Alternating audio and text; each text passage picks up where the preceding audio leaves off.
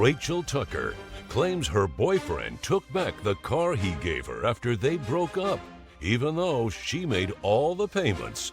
Trevor Russell says the car is in his name, so it belongs to him, no matter who paid. All rise.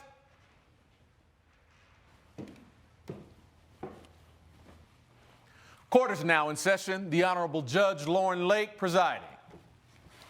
Please be seated. Hello, Your Honor. Hello, thank you, Sean. Good day, everyone.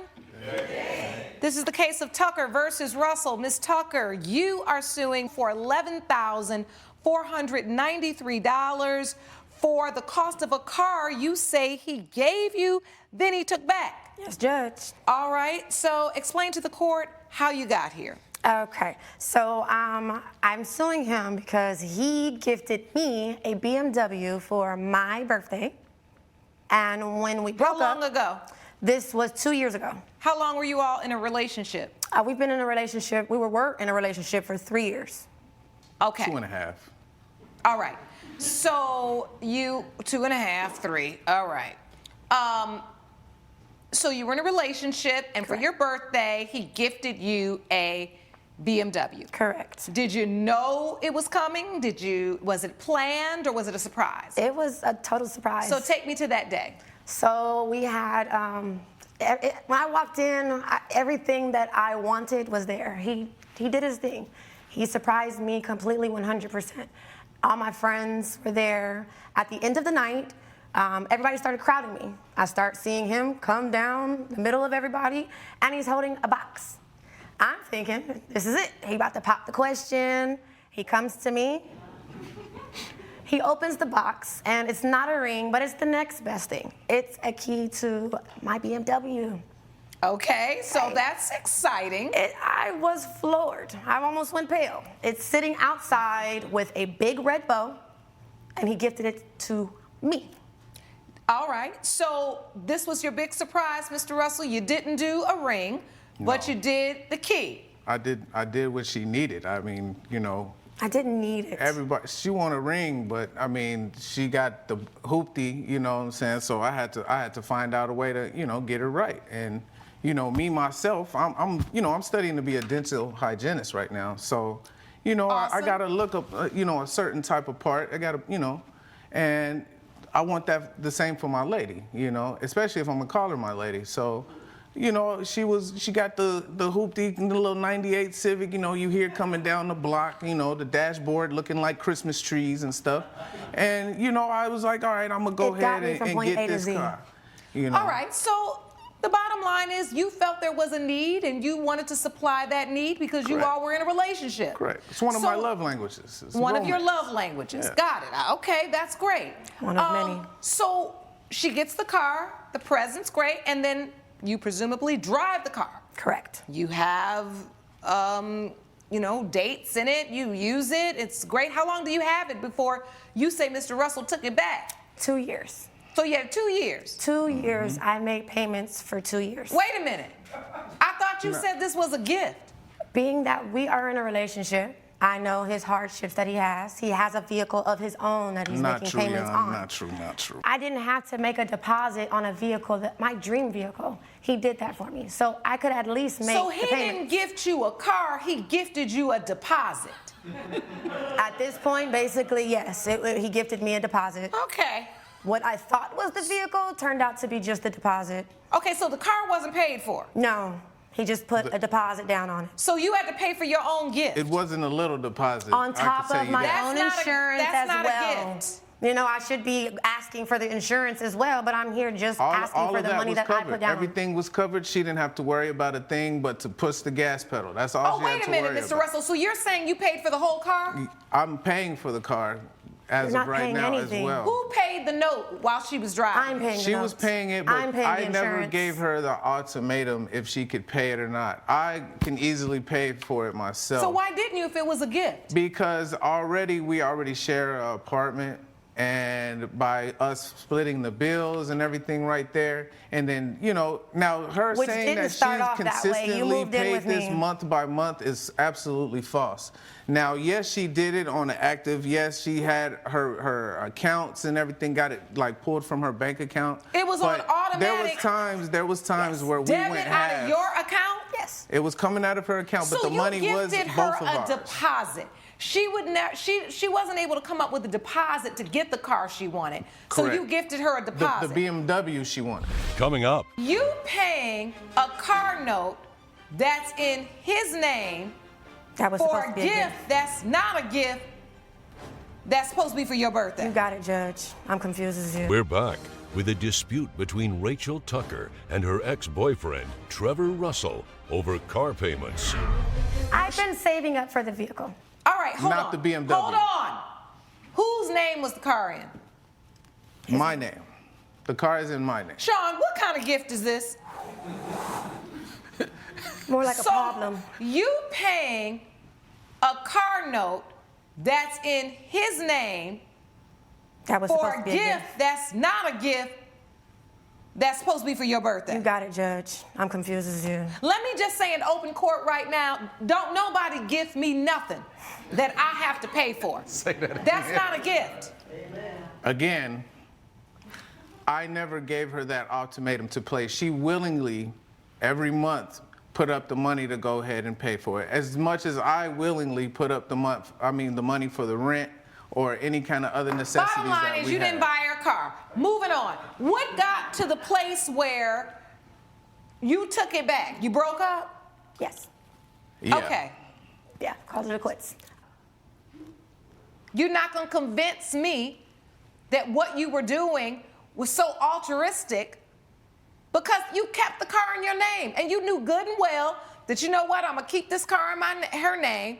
She really want this car. I'll go ahead and pay the down payment, but I'll keep it in my name. Let her pay on the payments all this year because I know if it don't work out, I'll just take the car back. And guess what? Guess who's already paid down 2 years. the balance on the car for 2 years? Miss Tucker.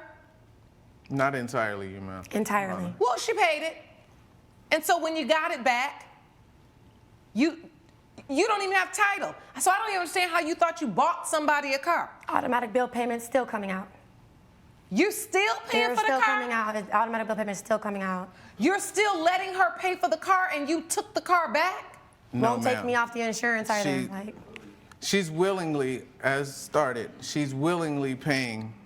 How much have you paid to date on the car and where's the evidence? I've paid $11,493. I have bank statements for the past 2 years. I'll take all of it. Alrighty.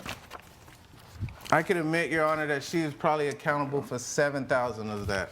And why is that, Judge Russell? Do Because- you think that she's accountable for $7,000 of that? Because again, you tell me. she did not consistently pay the car note every month. And there where was months is the that proof we paid together. of your payment?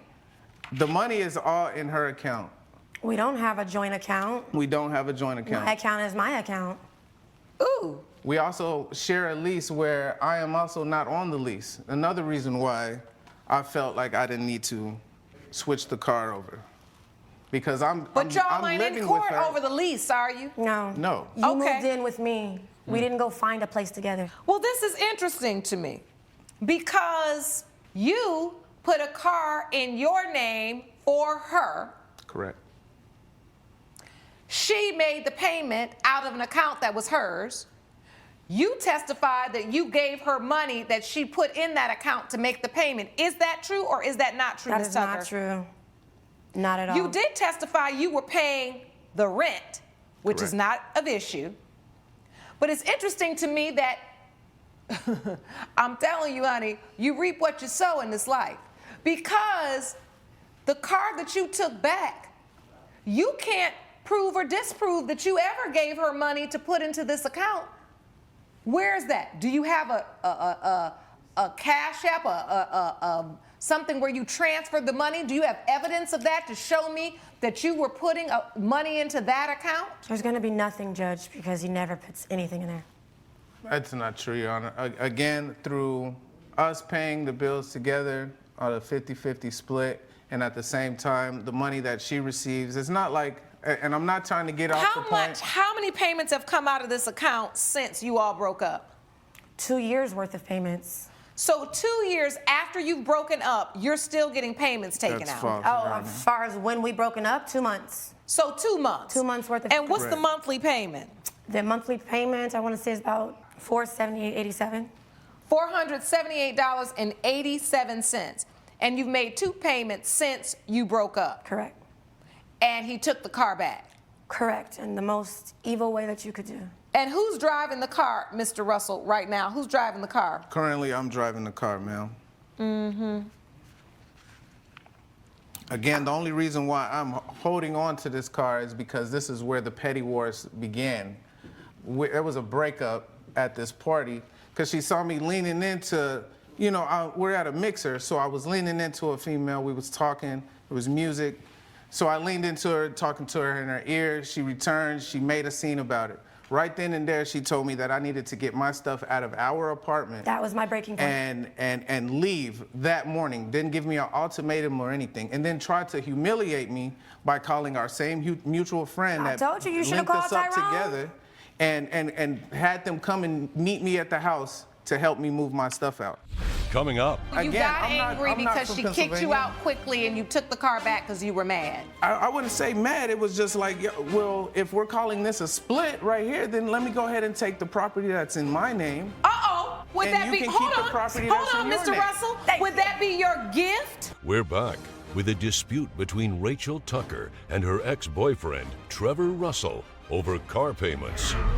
And And so you again, got I'm not- angry I'm not because from she kicked you Pennsylvania. out quickly and you took the car back because you were mad. I wouldn't say mad. It was just like, well, if we're calling this a split right here, then let me go ahead and take the property that's in my name. Uh-oh. And would And that you be, can hold keep the on, property hold that's on, in your Mr. name. Russell. Thank Would you. that be your gift? Is that your gift? Again, it was, Okay, it was so a that, gift. hold on. It was a Mr. gift. Russell, I'm done listening. This is a waste of my time. And you know what? I hate it because these are the kind of things when people don't understand the law, they don't understand legalities, they don't understand contracts, they don't understand things.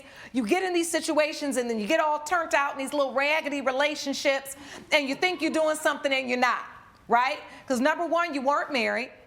He was in an apartment that was in your name. Then you so excited to have this BMW, which you really couldn't afford and you didn't At need, all. and you should have just not gotten it in the first place.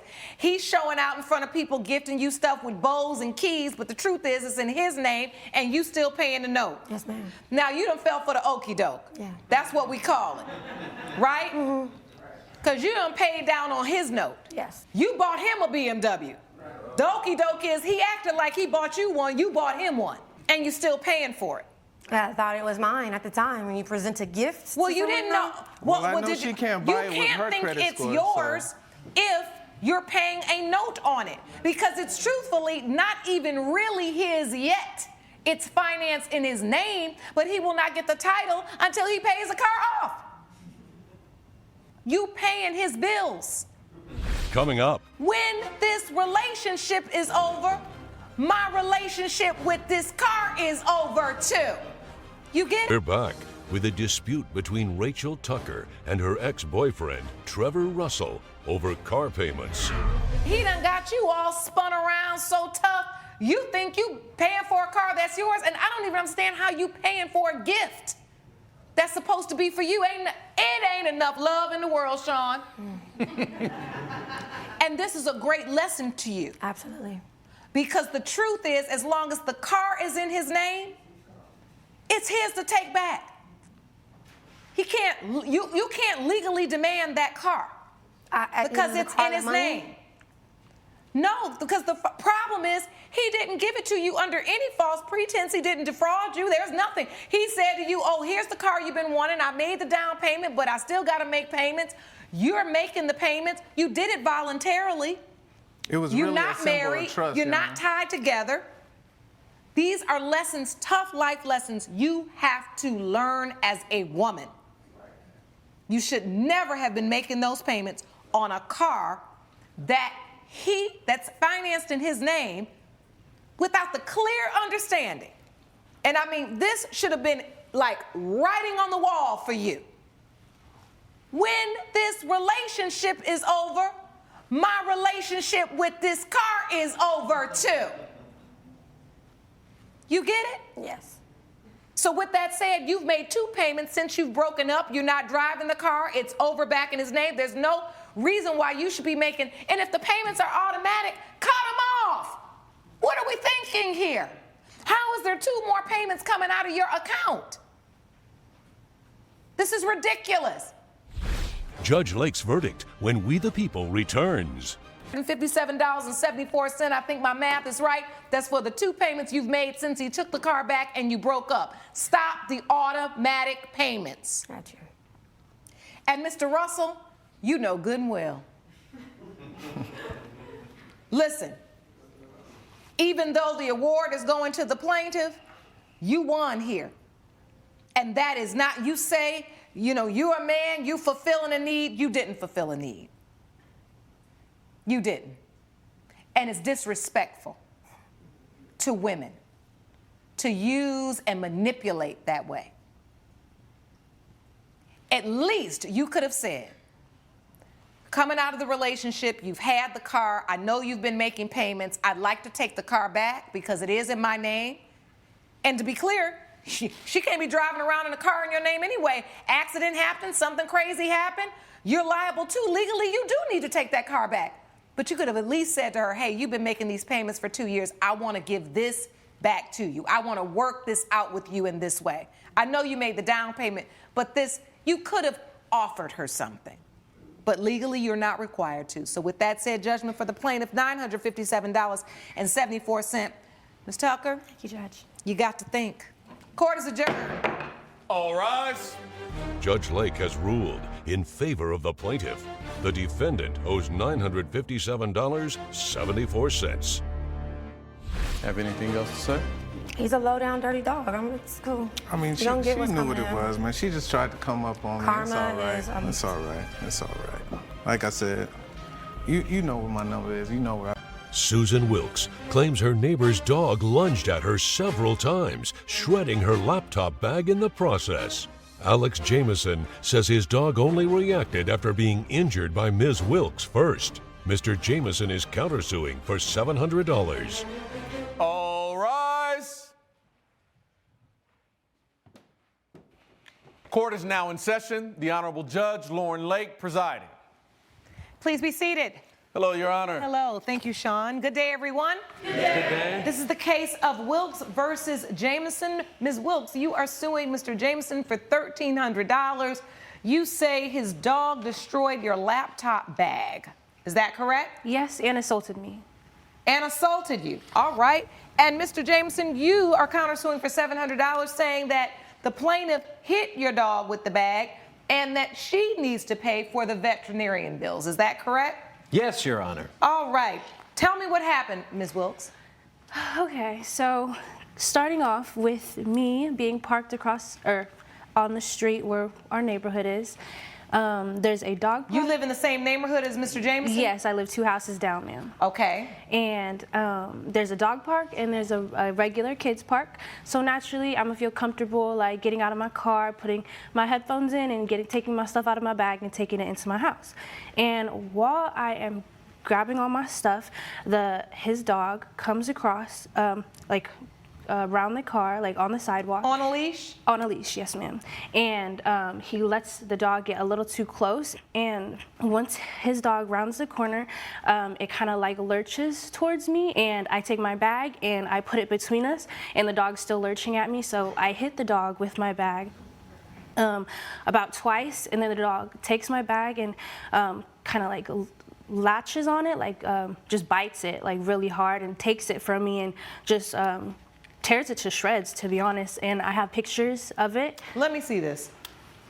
Thank you. You're welcome. I want to understand where you were. Oh my goodness, this bag That's what I said. tore that up. Mr. Jameson, which way were you coming from? Well, look, Your Honor, I was very respectful of the plaintiff in this regard, but this is a bag. This shows what happened as a result of the plaintiff attacking Gus, my dog. my dog was attacked in this situation. It wasn't vice versa. How was your dog attacked? Well, I have some evidence here that would show that the plaintiff, Miss Wilkes, was startled. All right. And what By us I need to happen as well is when I ask you a question, answer the question I ask Okay. you. Don't tell me a bedtime story. Got it. Do you understand? Yes. I asked you, which way were you walking towards her? I was walking in this demonstration here, walking from the park for dogs across the street to the sidewalk. So you were crossing the street. Yes. And she's getting out of her car. Yes. So is this diagram you and the dog or Ms. Wilkes and the dog? That's me and the dog. That's my car. What's the first thing that happens? The dog lurches towards me. He still got the leash, but it's not one of those ones with the button where you can stop him. It's just a regular leash. He lurches how? Just like starts kind of running, Running. a little bit at me. Tail wagging running like happy dog or in a way that intimidated you? A way that intimidated me, but it could definitely be the type of dog that. What kind of dog is this?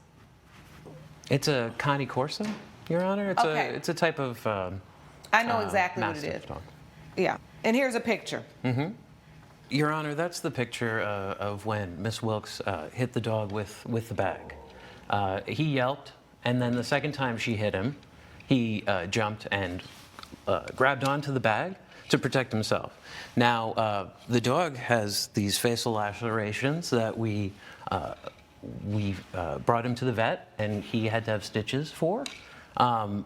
And she has no marks on her at all. The dog didn't attack her. He was defending himself against being attacked.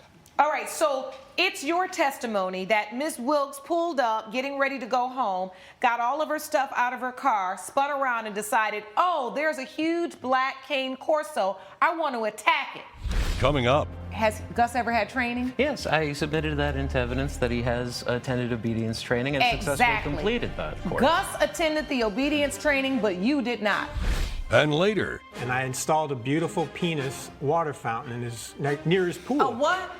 A penis water A fountain. penis. A beautiful penis water It's fountain. not beautiful, and I didn't ask for it. We're back with a dispute between Susan Wilkes and her neighbor Alex Jameson over a destroyed laptop bag. And Mr. Jameson, how are you walking your dog? Demonstrate that. Come right here. Yep. In the middle of the podium. Show me how you're walking your dog. My dog is on his leash, and it's not one of the retractable You leashes walk. you're on.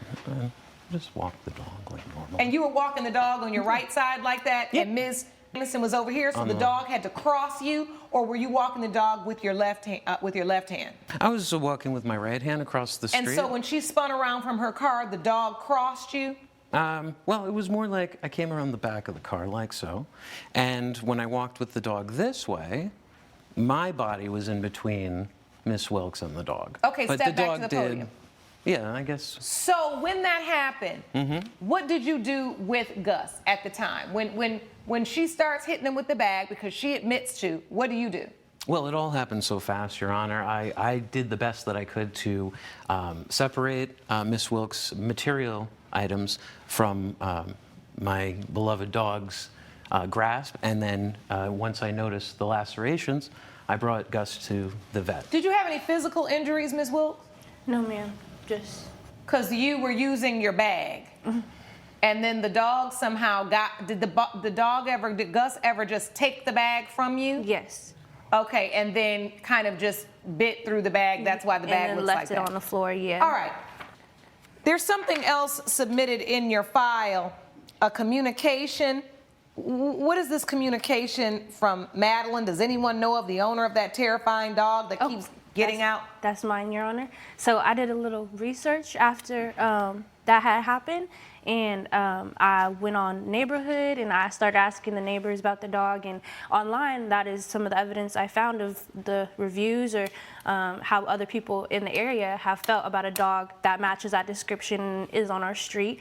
So I just brought that as evidence to clarify that me So being I think scared it's of a this Cane dog. Corso, and it's notorious. It almost bit my dad. This thing has gotten super aggressive with my dogs. Whose dog is this? I think the owner's name is Alex Jameson. So this is a conversation on one of like your neighborhood app things? Yes, ma'am. this is a case where this really isn't the dog's fault. I am a dog owner. I have a big dog, a big black dog, a black German Shepherd.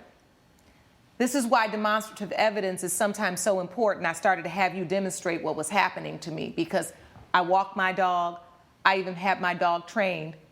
Has Gus ever had training? Yes, I submitted that into evidence that he has attended obedience training and successfully completed that course. Gus attended the obedience training, but you did not, Mr. Jameson. Because when you learn how to walk a dog, especially a big dog, the rule is the dog is to remain to your side, right? The dog does not step further out than you do. And that's why it's so important to make sure dogs understand that, because when you give a dog a long lead like that, that's why I had you demonstrate it. The way you were walking the dog was problematic. Okay. It was also negligent. Because a person, and this is another pet peeve of mine, and I'm a dog owner, everybody assumes that everybody else loves dogs. I am a dog lover. I'm allergic to dogs, but I love them. But I don't want everybody's dog walking up on me close because I don't know the dog's intention, the dog's mood, or the owner's capability to control the dog. I see it all the time. California, it's a big dog-loving state, and dogs are just running everywhere. Sometimes they take them off the leash, all of these things. However, there's no reason that you should have been coming up and allowing Gus that much leeway to cross over you and walk towards a person. A dog that big, it's reasonable to assume that a person that is not a dog lover or experiences dogs the way you do could feel fear. And for that reason, the judgment's gonna be for the plaintiff for $1,300. And I'm gonna say this before I go. You are very lucky that this just was about a bag, because she could have really gotten hurt. You have to be careful with that and be responsible as a dog owner. I know you feel like your dog got provoked, but in this instance, it was your negligence that was the cause of Gus feeling the energy he felt. Not to mention the fact your dog got hurt. Yeah. Because it was your negligence that caused your dog to come too close to the plaintiff. It's this court's opinion that the plaintiff is entitled to the $1,300 for the bag.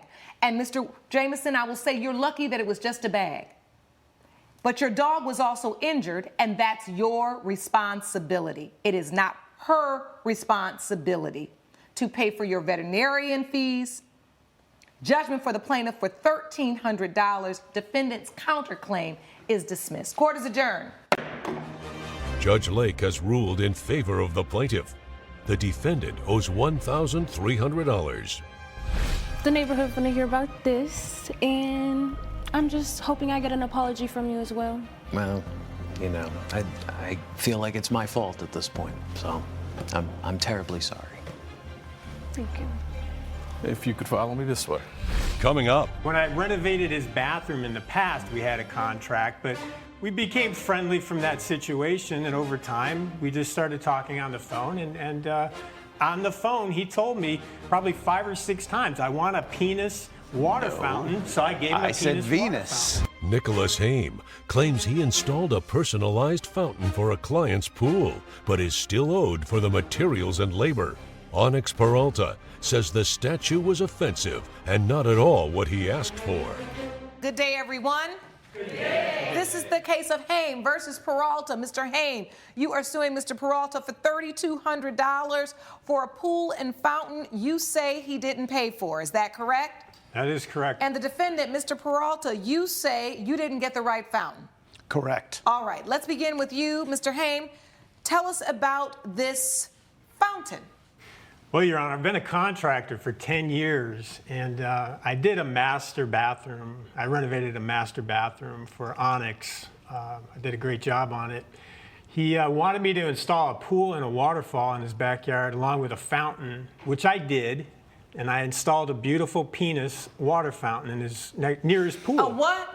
a penis water A fountain. penis. A beautiful penis water It's fountain. not beautiful, and I didn't ask for it. Mr. Peralta, you say you did not ask for that. I did not ask for that. What did you ask for? I asked for a Venus water fountain. A Venus water fountain. Correct. Now that's something I've heard of before. Yeah.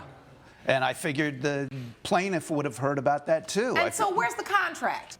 Well, Your Honor, we didn't have a written contract. When I renovated his bathroom in the past, we had a contract, but we became friendly from that situation, and over time, we just started talking on the phone, and we did it. We decided to do it verbally. He said he trusted my opinion on art. On the phone, he told me probably 5 or 6 times, I want a penis water fountain, so I gave him a I penis said water Venus. fountain. Coming up, He started whacking it with a hammer, took a piece of it, gave me a piece of the statue, and told me to take my penis and get out of there. we're back with the case of Nicholas Haim, who brought Onyx Peralta to court over a custom backyard fountain.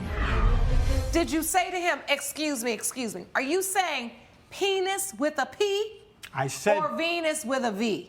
I said Venus penis with a V. I V actually as in sent Victor. him pictures, V Your as in Honor. I Victor. sent him pictures of the penis fountain. Your Honor, Did he To send his you phone. pictures? I texted I them did to not him. receive pictures of the penis fountain. And wait a minute, did you build this yourself or did you find it somewhere? I spent a lot of time looking for that thing, and it's beautiful, and it was difficult to ship in there too. I mean, I gave him $3,200. It could have been $5,000, and no, I found it, I bought it, and All right, so Mr. Peralta, when you got back home Yes. and you walk back in your yard and you see a penis statue, what do?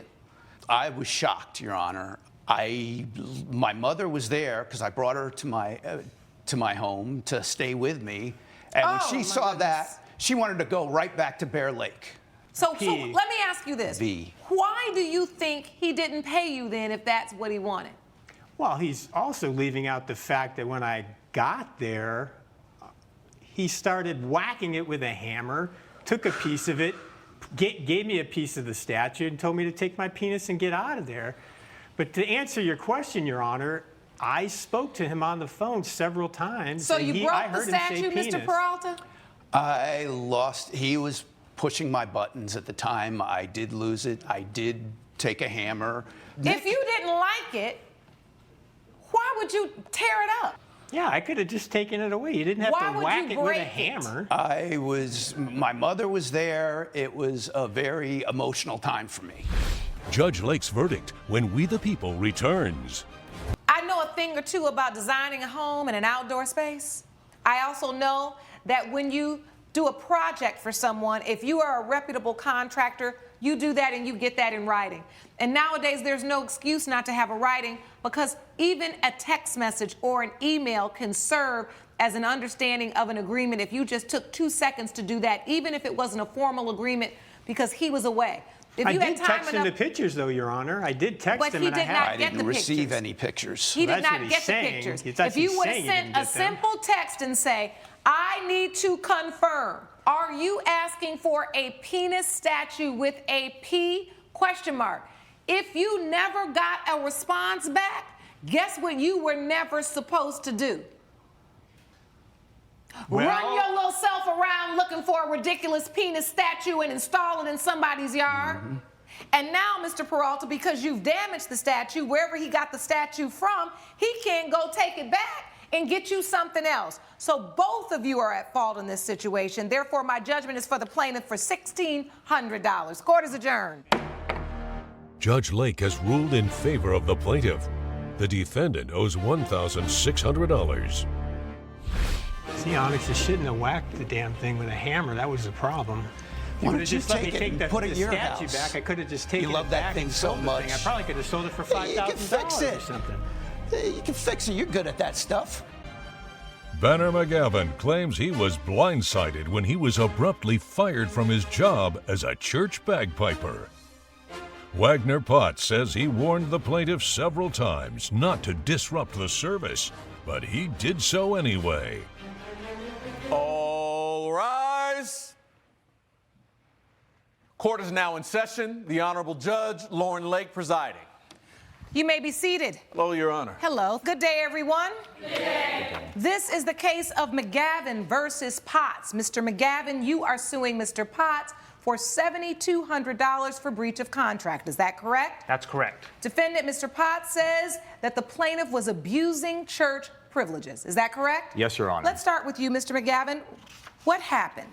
Your Honor, I'm here today because I was unjustly fired from my job as a piper at Wagner Church, and I believe I'm owed 2 months' worth of salary.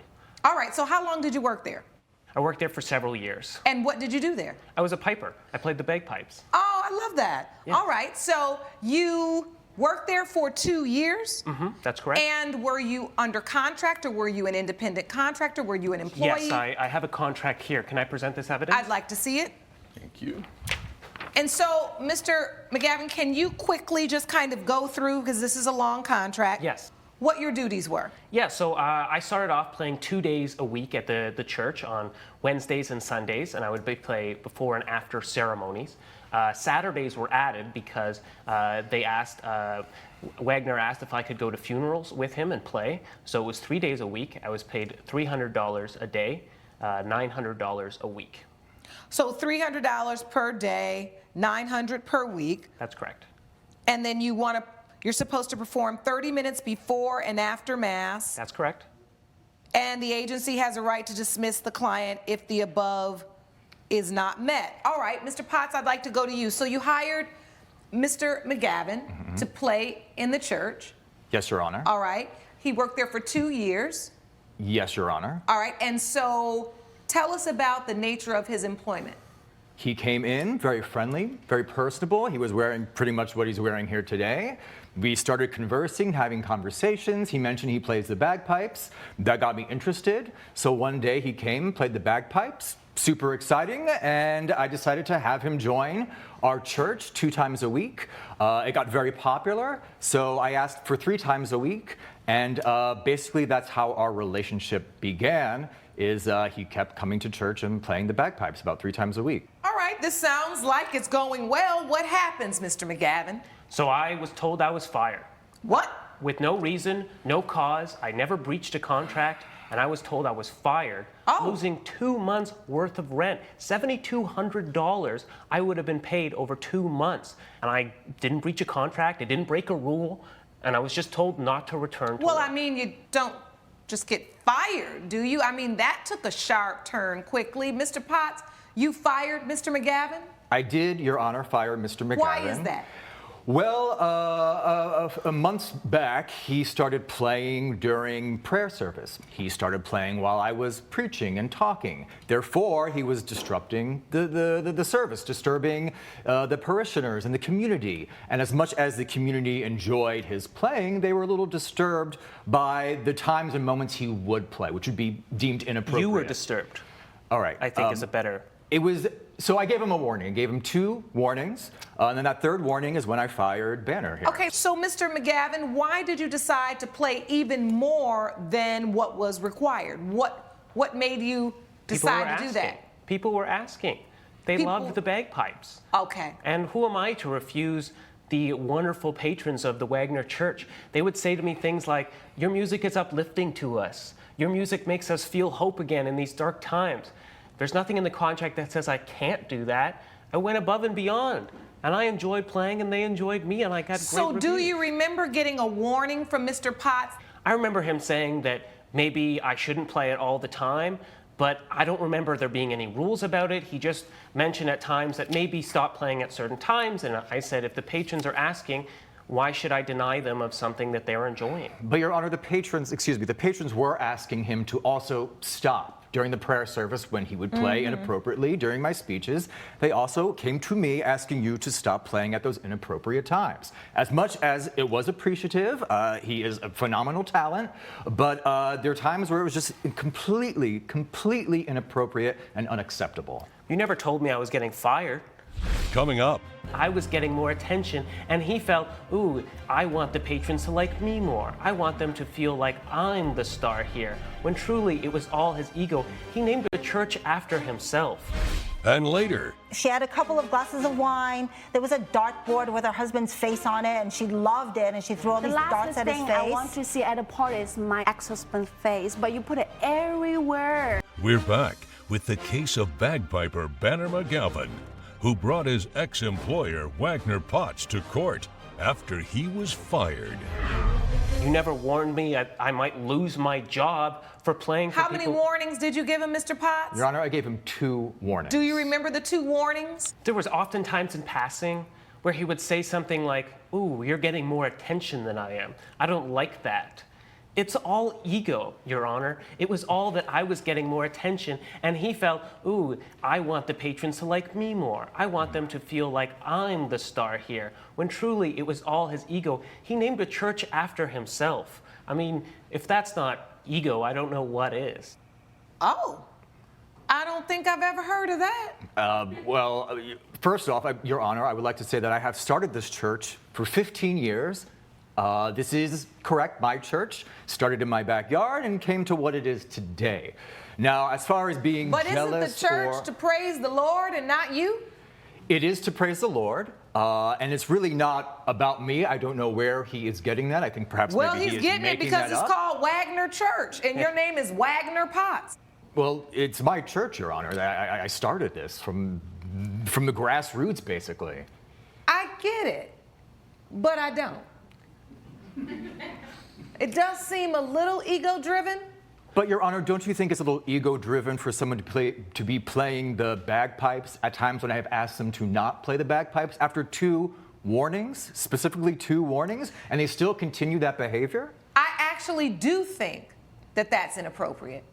And I do think, Mr. McGavin, that what you recognize in Mr. Potts is that maybe his service, his church, there is a portion of that church that is for worship of God, and then there's a portion of it where you felt like that was for worship of Wagner, right? Yes. And that irked you.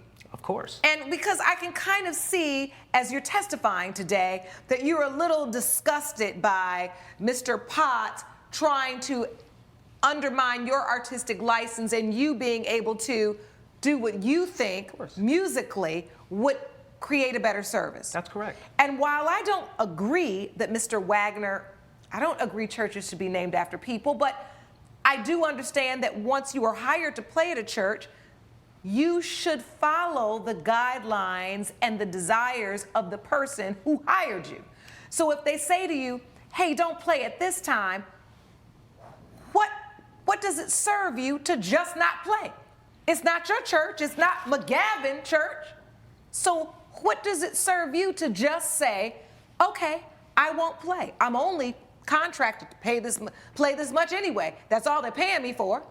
Well, Your Honor, when I got hired, the idea of working there and being at that church was to make people happier and to bring some light in the dark times and to make their lives better. And you could do that before and after service like he asked you to do. But they asked for more. Okay, but it's not their church. Did you get requests for him to play more? I did get requests for him to play more, just not at those inappropriate times when he was playing. Deemed by you. I've heard enough. I've heard enough. What I don't like about this situation, Mr. Potts, is you have an employment contract. Once you do have that in place and it is clear about what you wanted him to do, it is not clear about what you wanted him not to do. But I did hear in open court, because I was going to challenge you and ask, why aren't your warnings in writing? However, in court, Mr. Gavin has testified and confirmed that you did, in fact, give him those 2 warnings. I do believe in this instance, the plaintiff has, I think, allowed his opinion of you to influence the way in which he performed on this job. Something about Mr. Potts gets on your last nerve. The bagpipes are the way that you use to kind of cut through that. You feel like his ego is not allowing you to express yourself musically the way you want. But what I don't think you see is that his ego is just at war with your ego. At the end of the day, I do believe that both of you could have handled this better, but I do not feel, Mr. McGavin, at this time, I can say for certain that Mr. Potts owes you $7,200 because you have admitted in open court that you defied his wishes for when he wanted you to play at his church that he paid you to play at. For that reason, judgment for the defendant. Court is adjourned. All rise. Judge Lake has ruled in favor of the defendant. The plaintiff's case is dismissed. Maybe don't play at that time, and now you're acting like that's some sort of verbal agreement? I think you have things misconstrued. I think you have made things up in your head, and I find that your behavior is inappropriate. Your jealousy I am not. is ridiculous. I am not jealous. All right, gentlemen, follow me, please. Coming up, She goes back into the house, climbs on top of the kitchen island with heels on, and is dancing around how she's got a bottle of champagne, which she opens up and sprays all over the room. I've got this enormous, open, Melissa Tran claims she threw a party to cheer up her recently divorced friend, but just ended up with a mess. Rhonda Chun says the plaintiff had photos of her ex everywhere, so she's not to blame if she had a few drinks. Good day, everyone.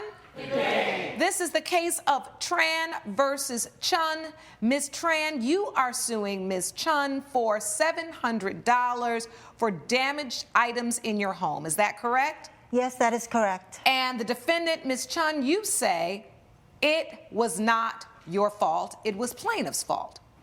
Yes. All right, let's start from the beginning. What happened, Ms. Tran? Miss Rhonda here, she's been my best friend since elementary school.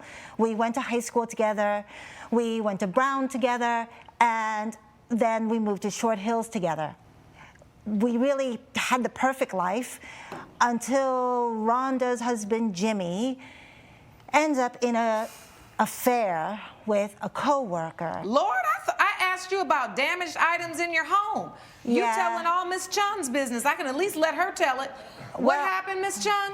So my husband, he has been having an affair with his coworker for more than 2 years. Oh. And one day he just come home and tell me, I want to divorce you.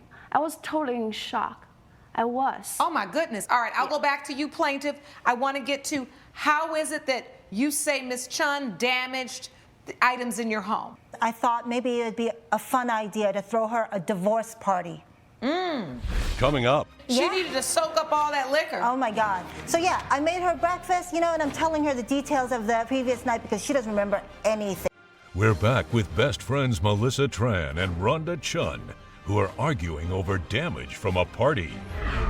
So you had the divorce party and you had it at your home? Yeah, so at first it was great. She had a couple of glasses of wine. There was a dartboard with her husband's face on it, and she loved it, and she threw all these darts at his face. The last thing I want to see at a party is my ex-husband's face, but you put it everywhere. Why did you loved do that? it. I mean, it was like throwing darts at him, and so it was fun. It was just a fun idea. And she moved from drinking a couple of glasses of wine, to drinking some liquor. And wine before liquor and never sicker. But she was still okay. She was just wobbly. She goes back into the house, climbs on top of the kitchen island with heels on, and is dancing around how she's got a bottle of champagne, which she opens up and sprays all over the room. I've got this enormous, open, kitchen living room area. Is it just me, but isn't this whole party a setup for her to act just like this? I wanted her to have a good time. But not wild out. Yeah, I mean, not in my house, my God. So the champagne went everywhere. Champagne everywhere. Okay, and then I was trying to get her to stop drinking. I was trying to get her to come on down off of the kitchen island. Finally, 3 girls and we managed to get her down. I put her on the couch, and by then she was kind of woozy and wobbly. So I thought, okay, she's just gonna sleep it off. It's gonna be good. I went upstairs. I got her a blanket. I got her a pillow. I came back. She's gone, and instead there's vomit all over the couch. I wanted her to pay for the cleaning because it's common courtesy. I asked her in the morning when in the morning, I made her breakfast. I actually made her breakfast. She needed it. She needed to soak up all that liquor. Oh my God. So yeah, I made her breakfast, and I'm telling her the details of the previous night because she doesn't remember anything. Judge Lake's verdict when We the People returns. I think she got turned up at the party because you created a party, you hosted a party that was specifically designed for her to celebrate something that was extremely traumatic. So over-drinking is probably something that someone could reasonably assume would happen. From there, vomit is something that happens usually after someone overdrinks. And what was interesting to me as I was writing down all the things you said she did, you never said eat. And I said to myself, yup, isn't that just how it happens? I do not see so much damage that would be outside the scope or unreasonable given the circumstance and the type of party you threw. Cleaning up cushions, these are things that you take responsibility for if you're throwing a party. Now, had she jumped up on your draperies and swung from that and ripped them down and done something completely out of pocket, maybe then I could say she owes you for drapes. But when you have guests over and you're serving alcohol and you're not stopping anyone from drinking, if someone throws up, unfortunately, that's your responsibility. With that said, judgment for the defendant. Court is adjourned. All rise. Judge Lake has ruled in favor of the defendant. The plaintiff's case is dismissed. I just can't believe that you went that overboard. That was just I wild. just got divorced for 6 months. I mean, how should I supposed thought to I feel? knew you. I thought I knew you. Deborah Taylor claims her sister went behind her back when she took her teenage daughter to get a belly button piercing. Ava Brown says she stepped in because her niece was going to get the piercing from someone at school. All rise. Court is now in session. The Honorable Judge Lauren Lake presiding. Please be seated. Hello, Your Honor. Hello. Thank you, Sean. Good day, everyone. Good day. This is the case of Taylor versus Brown. Ms. Taylor, you are suing Ms. Brown for $272 for medical expenses for your daughter. Is that correct? That is correct. And Ms. Brown, you say you were just protecting your niece, correct? I was. All right. So I'll start with you. Ms. Taylor, Yes, what ma'am. happened? I'm Deborah Taylor. I am here because my wonderful sister, Ava Brown, decided to conspire with my daughter Sabrina and have a belly button piercing added at the mall. Conspire is a strong word. So you think they got together and concocted a plan? Well, they were at the mall, and according to Ava and according to Sabrina, she overheard a conversation that Sabrina had with her BFF that they were going to get a belly button piercing. So Ava told her that she has a friend that can do it, so that's what I mean by conspire. Well, I want Ms. Brown to testify as to what she heard. Okay. But in terms of your position, did you give your daughter permission to get a piercing? No, ma'am. I had no idea that they were doing it. Were you contacted about it before No, they ma'am. did it? I was not. My sister Ava was in town, so she wanted to take her to the mall, so I agreed. So I gave Sabrina $100 and I gave Ava $40 for gas for them to go to the mall. And I didn't find out till later about the piercing. All right. Ms. Brown, I want to come to you. So you are Ms. Taylor's sister. I am. All right, so you were visiting your sister and your niece, and you're gonna go to the mall. That's very normal. So when did you and Sabrina talk about getting a piercing? So it started with me actually overhearing her and her friend discuss that they wanted to get piercings and that they were going to do it themselves. And so I pulled her to the side and, let her know that that was not the best thing to do and that I had somebody that could help. Did you ever stop to say, I better let my sister know this? I mean, I know my sister, and if she had to go around her back to even conspire to come up with this plan, I knew she wouldn't be okay with it. So you knew that your sister would not agree to her daughter having a belly piercing. I did. And I guess in trying to help the situation, because I knew she was going to get it regardless, I wanted to at least make sure it was safe. So you thought you were intervening to protect your niece because you knew she was going to go do something she didn't have permission to do, but you wanted her to do it in the safest way possible. Exactly. So what was your role in the piercing? Yeah, so like I said, I knew someone who has done it before in a professional sense, no longer has his license anymore. So I just had them do it for her, gave her all the With no license? Well, he is not operating, put it that way.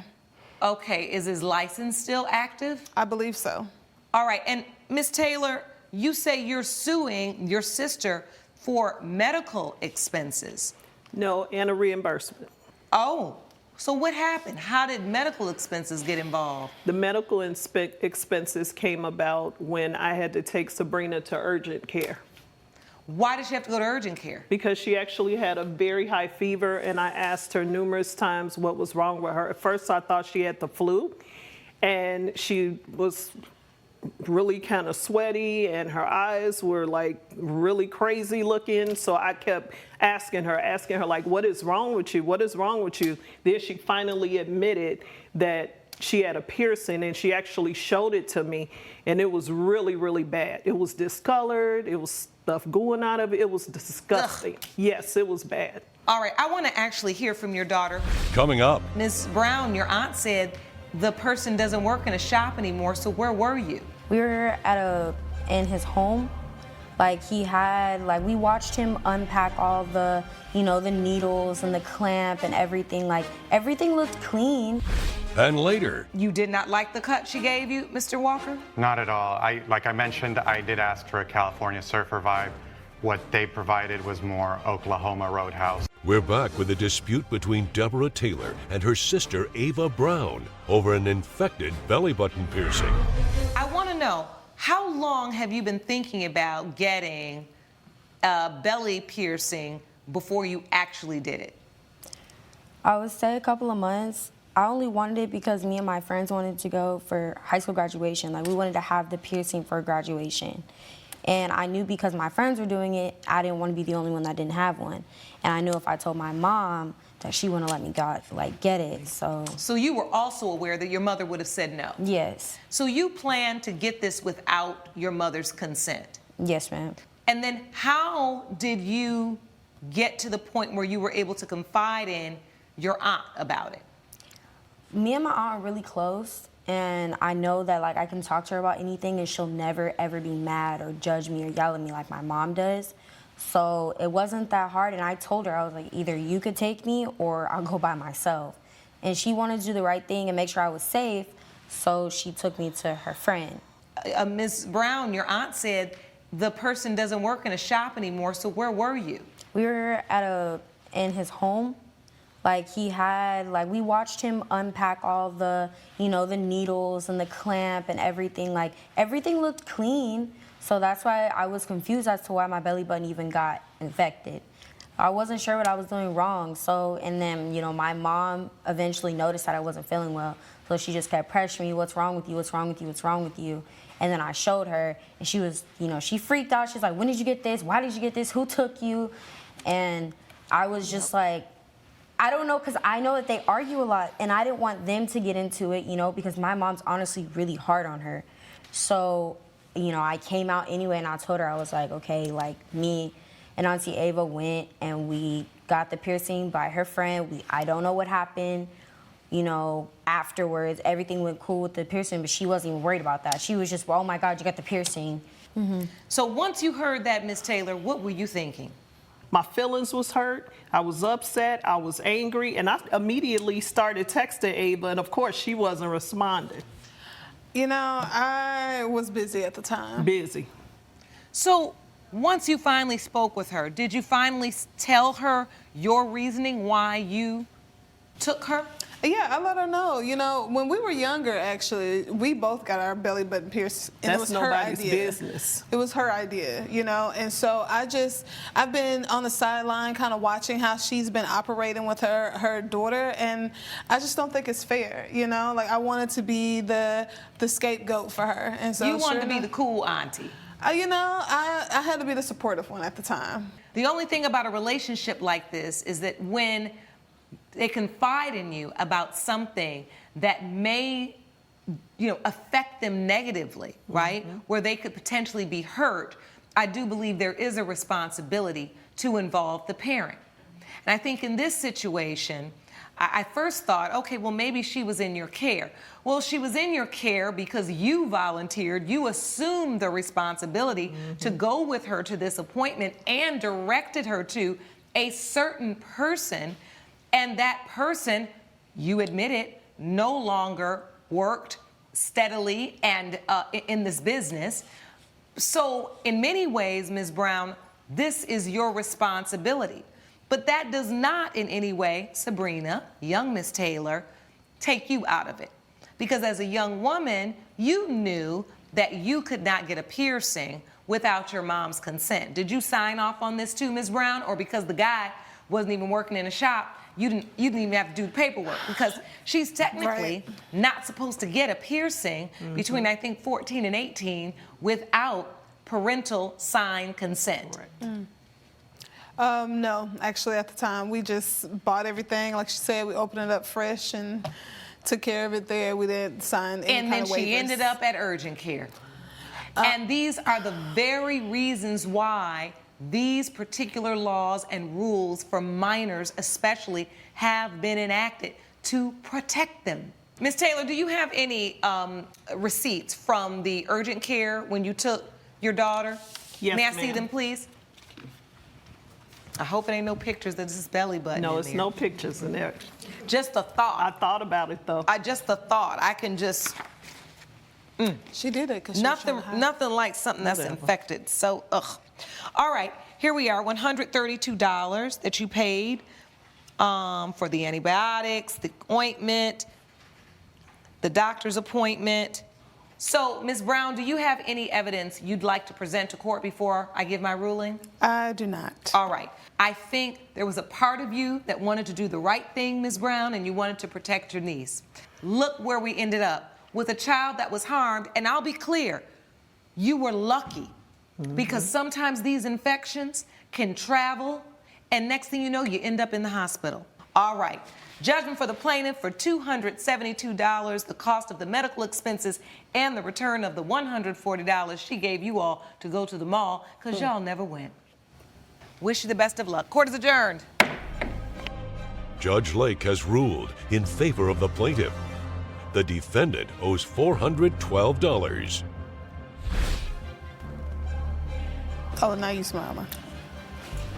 Coming up. A qualified educator, I Exactly. see that. And in this instance, Miss Sally Baxter stepped out of the picture completely. She had somebody else she wanted to attend to. This says your stylist beauty school. This is a beauty college. You went to a beauty college for Noah Walker claims his hair was butchered by a trainee at the salon when all he wanted was a hip surfer cut. Sally Baxter says clients agree to allow her students to perform the services, and he got what he paid for. Good day, everyone. Good day. Good day. This is the case of Walker versus Baxter. Mr. Walker, you are suing Ms. Baxter for $775, the cost of a bad haircut. Is that correct? Yes. And Ms. Baxter, you say you gave him exactly what he wanted. That is correct. All right. I'd like to hear from you first, plaintiff. Mr. Walker, you went to Ms. Baxter for a haircut? Correct. Was she your regular stylist, or did you find her? I found her online. I was new in town, and I needed a new haircut for this new job I was about to begin, and she was the only one who could take me in such short notice. When you came in, did you tell her the kind of haircut you wanted? I did. I used a picture of styling. I was very descriptive with words. I told her I wanted a, California surfer kind of vibe, and it's not what I got. So, do you remember, Ms. Baxter, Mr. Walker coming in and saying, I wanted a California surfer vibe? From what I recall, Your Honor, he actually came in not 100% sure what he wanted, so we did take some time to look through magazine references. All right, so you described to her what you wanted, you looked at several pictures, and then you cut his hair. That is correct, yes. All right, so you did not like the cut she gave you, Mr. Walker? Not at all. Like I mentioned, I did ask for a California Surfer vibe. What they provided was more Oklahoma Roadhouse, not even in the same vicinity. Coming up. Were you Ms. Baxter's assistant or student during the time when Mr. Walker was getting his hair cut? Yes. We're back with the case of Noah Walker, who brought Sally Baxter to court over a bad haircut. Well, this picture I'm looking at, I don't know how to describe this haircut, but it's definitely not giving me California Surfer vibe. Based on all of the various reference photos we were looking at, he did want something that was more textured, a little bit shorter. The issue, Your Honor, is that I did go to her and she started styling my hair. It was going well. She seemed like a very confident stylist. And what happened is halfway through, she handed the reins over to her student, assistant, stylist, and that's where it just went downhill from there. Oh, you had someone working with you? Yeah. No, I run a beauty school, so part of what I do is train more hair professionals to do what I do. I've been doing this for several years now. I am confident in And my so training. in the middle of a cut on a new client, you decided to turn it over to your apprentice? Yeah, so it's actually on our website. We do, we're very transparent about May I what see we- that, please? Yes. It is stated on the website, Your Honor, that sometimes the job is handed over to a student, but it says so that it's handled under the supervision or guidance of a more experienced instructor. A qualified educator, I see that. Exactly. And in this instance, Miss Sally Baxter stepped out of the picture completely. She had somebody else she wanted to attend to. This says your stylist beauty school. This is a beauty college. You went to a beauty college for a haircut? Correct. Miss Baxter, you've brought a witness? Yes, I did. I'd like to hear from your witness. Judge Lake's verdict when We the People returns. State your name for the court.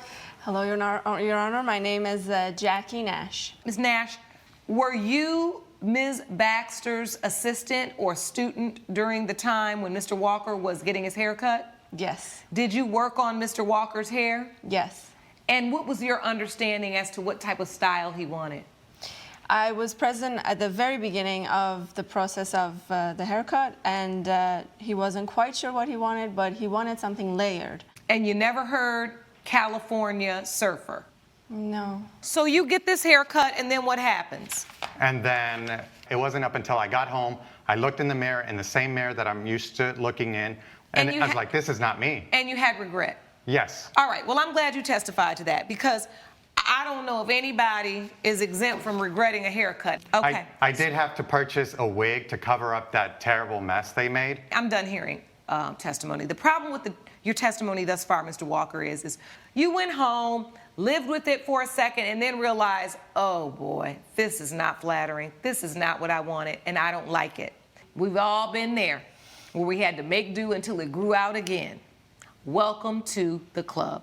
Unfortunately, you are not entitled to collect on the haircut, on the reimbursement. Judgment for the defendant. Plaintiff's claim is dismissed. Court is adjourned. Judge Lake has ruled in favor of the defendant. The plaintiff's case has been dismissed. I think you should get better hairstylists and stop advertising on your website that you are professionals and handing on the job over to people who aren't qualified to make those decisions. So They're students, they're not children. Lancey Robertson claims she hired a photographer for her sister's birthday party, but her sister refuses to share the pictures. Renee Robertson says her older sister made herself the center of attention, so she doesn't deserve any money or the photos. All rise.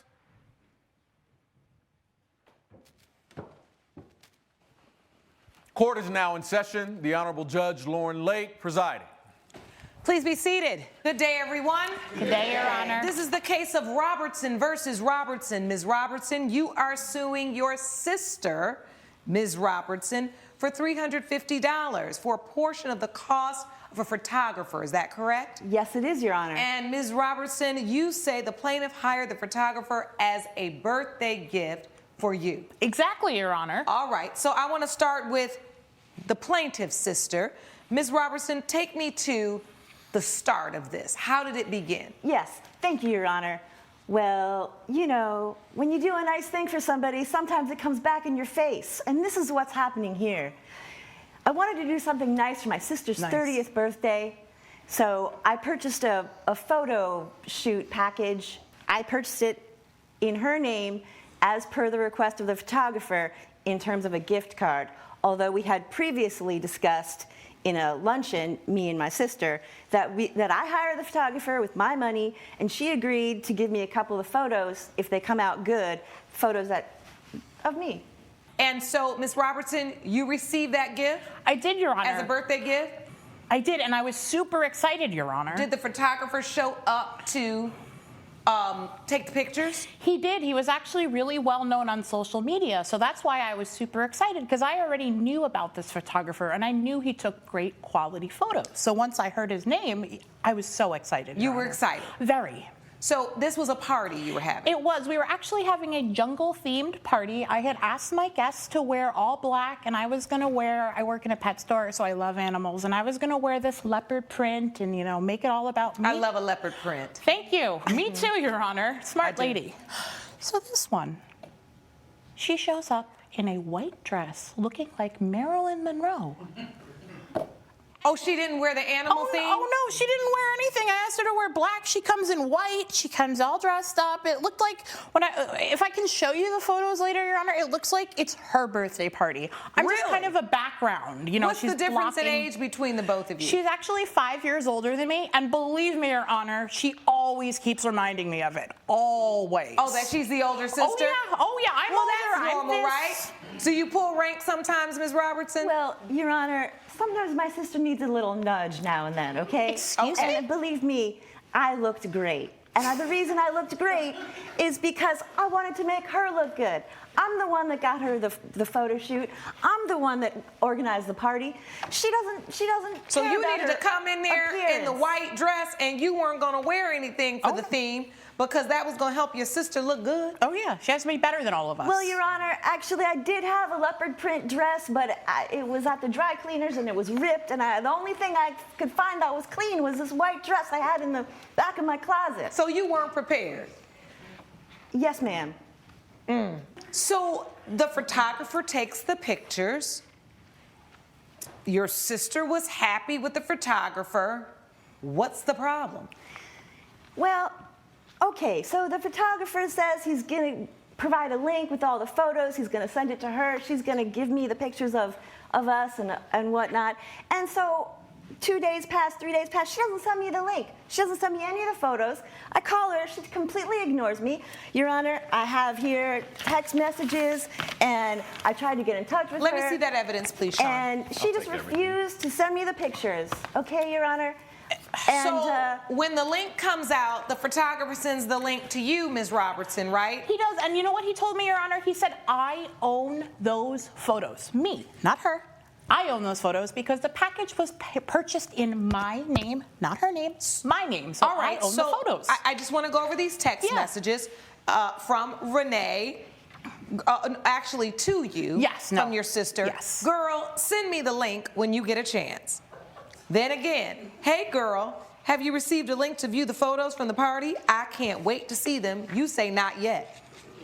Your Honor, when I show you those photos, you will see exactly. Again, girl, send me the link when you get a chance. So you want to see these pictures? Yes, Your Honor. Coming up. Big sis. Yes. Were you directing the photographer to take all the pictures of you? Absolutely not, Your Honor. Oh, yeah. Absolutely not. Oh, yeah. Oh, yeah. Where am I in my own birthday? And later. I asked Maddie to save my spot because I really needed to go to the bathroom. And she told me, yeah, no problem, I'll save it for you. And when I came back, she wasn't there. We're back with the case of Lancey Robertson, who brought her sister, Renee Robertson, to court over birthday party photos. Why are you so hell-bent on seeing the pictures when she says she didn't even get them yet? Well, Your Honor, I'm curious to see how the party turned out. I spent $700 for the photographer. I'd like to see the pictures. That's reasonable. That's a reasonable answer. But it was a gift for me, Your Honor. It was not. Have you ever given someone a gift and then taken it back? You just don't do that. But I mean, was she taking it back, or was she just trying to see? No, she wants these photos, and as I said, when I looked through the photos, I can show them to you if you'd like at some point, Your Honor. I'd like to see them. Yeah. No, you'll see maybe 1 or 2 shots of me. Thank you. Your Honor, there were the rest are going to be of her. What I'm saying is, hold on, Ms. Robertson. Excuse me. Hold on. Yes.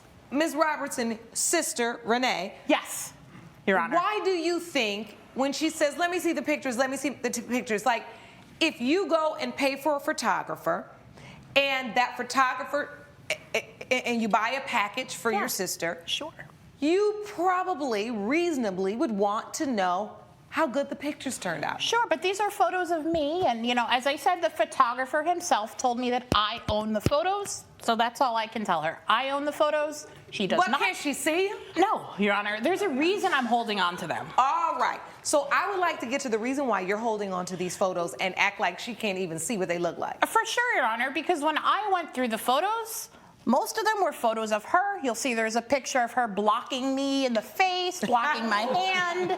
I do see that. Yeah, and I mean, it's my birthday party. Now we were just joking around. Could you imagine how embarrassing that is at your own birthday? See, that's a nice shot of me. I really like that picture, and I was really happy with that. So I hope they were all going to be like that. That's drinking $1 million cocktail. shot. She looks great there. It's a great shot. Okay, just continue, girl. See, I think you'll see a pattern in a minute.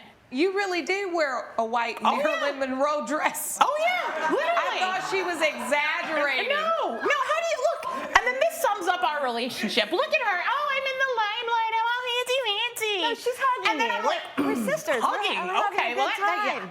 more like wincing from your. My sister's Here we go, 30. Your Honor. She's I'm not sorry. married. Ms. Robertson. Excuse me. This is important for hold Your on. Honor. Big sis. Yes. Were you directing the photographer to take all the pictures of you? Absolutely not, Your Honor. Oh, yeah. Absolutely not. Oh, yeah. Where am I in my own birthday? Where am I? Did anyone see me? Angelic there.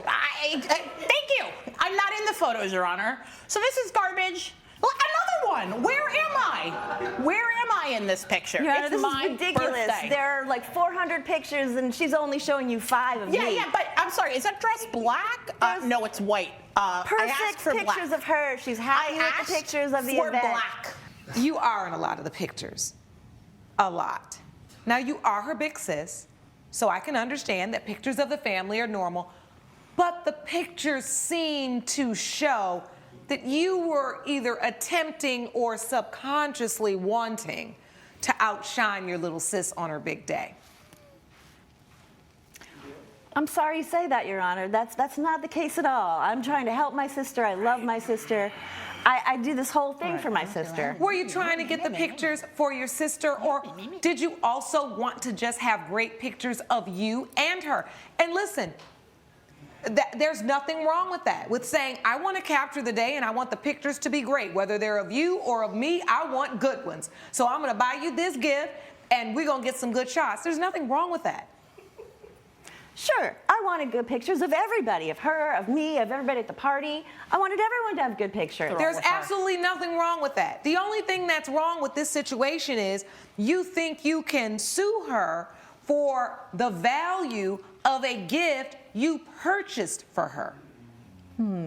That's basically like you're trying to revoke a gift, and gifts are irrevocable. You gave her the gift. Your Honor, we agreed beforehand when we went out to agreed. dinner that she was going to give me the pictures and show me the pictures, and I'm saying, if she's not going to send me the pictures, then give me half the money back for them. No, you don't Well, do that. no. That's not how it works when you give a gift. And you went through several steps, which makes this court believe that that gift was truly a gift and that it was truly given and accepted, right? You put her name on there. She expressed excitement. The photographer actually showed up, did the job. The link was delivered. The entire gift was given and done. Yeah. I did give it to her. She can own the pictures, but I'd like to see them. Well, listen, that's not a legal matter for me to decide. This was her day. So, as a big sis, really, in my opinion, you should have been making sure there were excellent pictures of her. The fact that you are all over the pictures means that we all know in here that it was really about you. It always And that's good, because it's also about the fact that you are responsible for the money that you paid for the photographer, and she is not. Judgment for the defendant. Court is adjourned. All rise. Judge Lake has ruled in favor of the defendant. The plaintiff's case has been dismissed. Well, I'm just gonna have to do a new photo shoot that'll be better. And I'm not organizing your birthday party again. Well, finally, someone sees the bigger picture. Coming up, Since when do you want a magic mixer? You don't even bake. She hasn't even touched an egg in her life, Your Honor. Amelia Lopez claims she paid full price for a high-end mixer because her friend broke the last one during a Black Friday sale. Madison Harris says the mixer hit the ground during a tug-of-war, so she doesn't owe her a cent. Good day, everyone.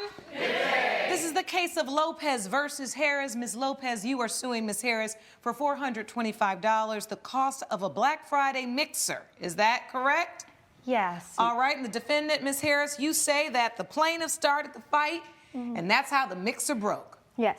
All right, so tell us what happened. Ms. Lopez, you start. We were going to go on a 45-minute drive to New Brunswick because I wanted really badly a red magical mixer.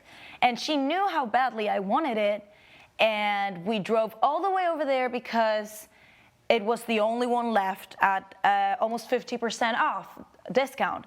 And when we got there, we were standing for like an hour and 20 minutes. And after that, I had to run to the bathroom. I went to the nearest gas station that was like across the street, and I asked Maddie to save my spot because I really needed to go to the bathroom. And she told me, yeah, no problem, I'll save it for you. And when I came back, she wasn't there. She had already gotten in. And so did you say to yourself, well, I know what she's here for, let me go get it? I thought that, yes. So when I was walking around, I ended up in that aisle. I saw that that's where they were, but the only one that was left was blue. All right, so once you get in the store, what happens? I went there and I saw her holding a blue one, and I didn't even care about the color back then, because it was the only one left. Coming up, I was relieved to see her holding the last one, the very last one, and she goes, we're back with a dispute between Amelia Lopez and her friend Madison Harris over the cost of a new mixer. You see her with the blue mixer in your hand. How do you know it wasn't for you? Because I'm like, oh my God, you saved it for me. Thank you so much. I was relieved to see her holding the last one, the very last one. And she goes, oh no, this is for me. And I'm like, what? Since when do you want a magic mixer? You don't even bake. She hasn't even touched an egg in her life, Your Honor. So like. Okay. So the reason why I wanted it is because I actually did bake at one point. I stopped because I'm in college. When you were 5? But anyways, I wanted to get back into baking. As you stood there and saw the 50% off, suddenly your love and desire to bake came back. You know, I saw it and I was like, this is an opportunity to try it again. So what happens when you finally get up to her and she's holding the mixer and says, no, this is this one I want? So I just wanted to see it. I was like, okay, let me grab it. And she started like pulling it from me. And I was just trying to hold it. And so you all got in a tug of war with this mixer. You wanted to hold it. I mean, it wasn't a tug. Really, you didn't want to hold it. You trying to get the mixer. She was trying to steal the last one. She was trying to yank it from my hands. Let me tell you something. I didn't get all dressed up today to hear a whole bunch of lying. Just testify. What's the truth?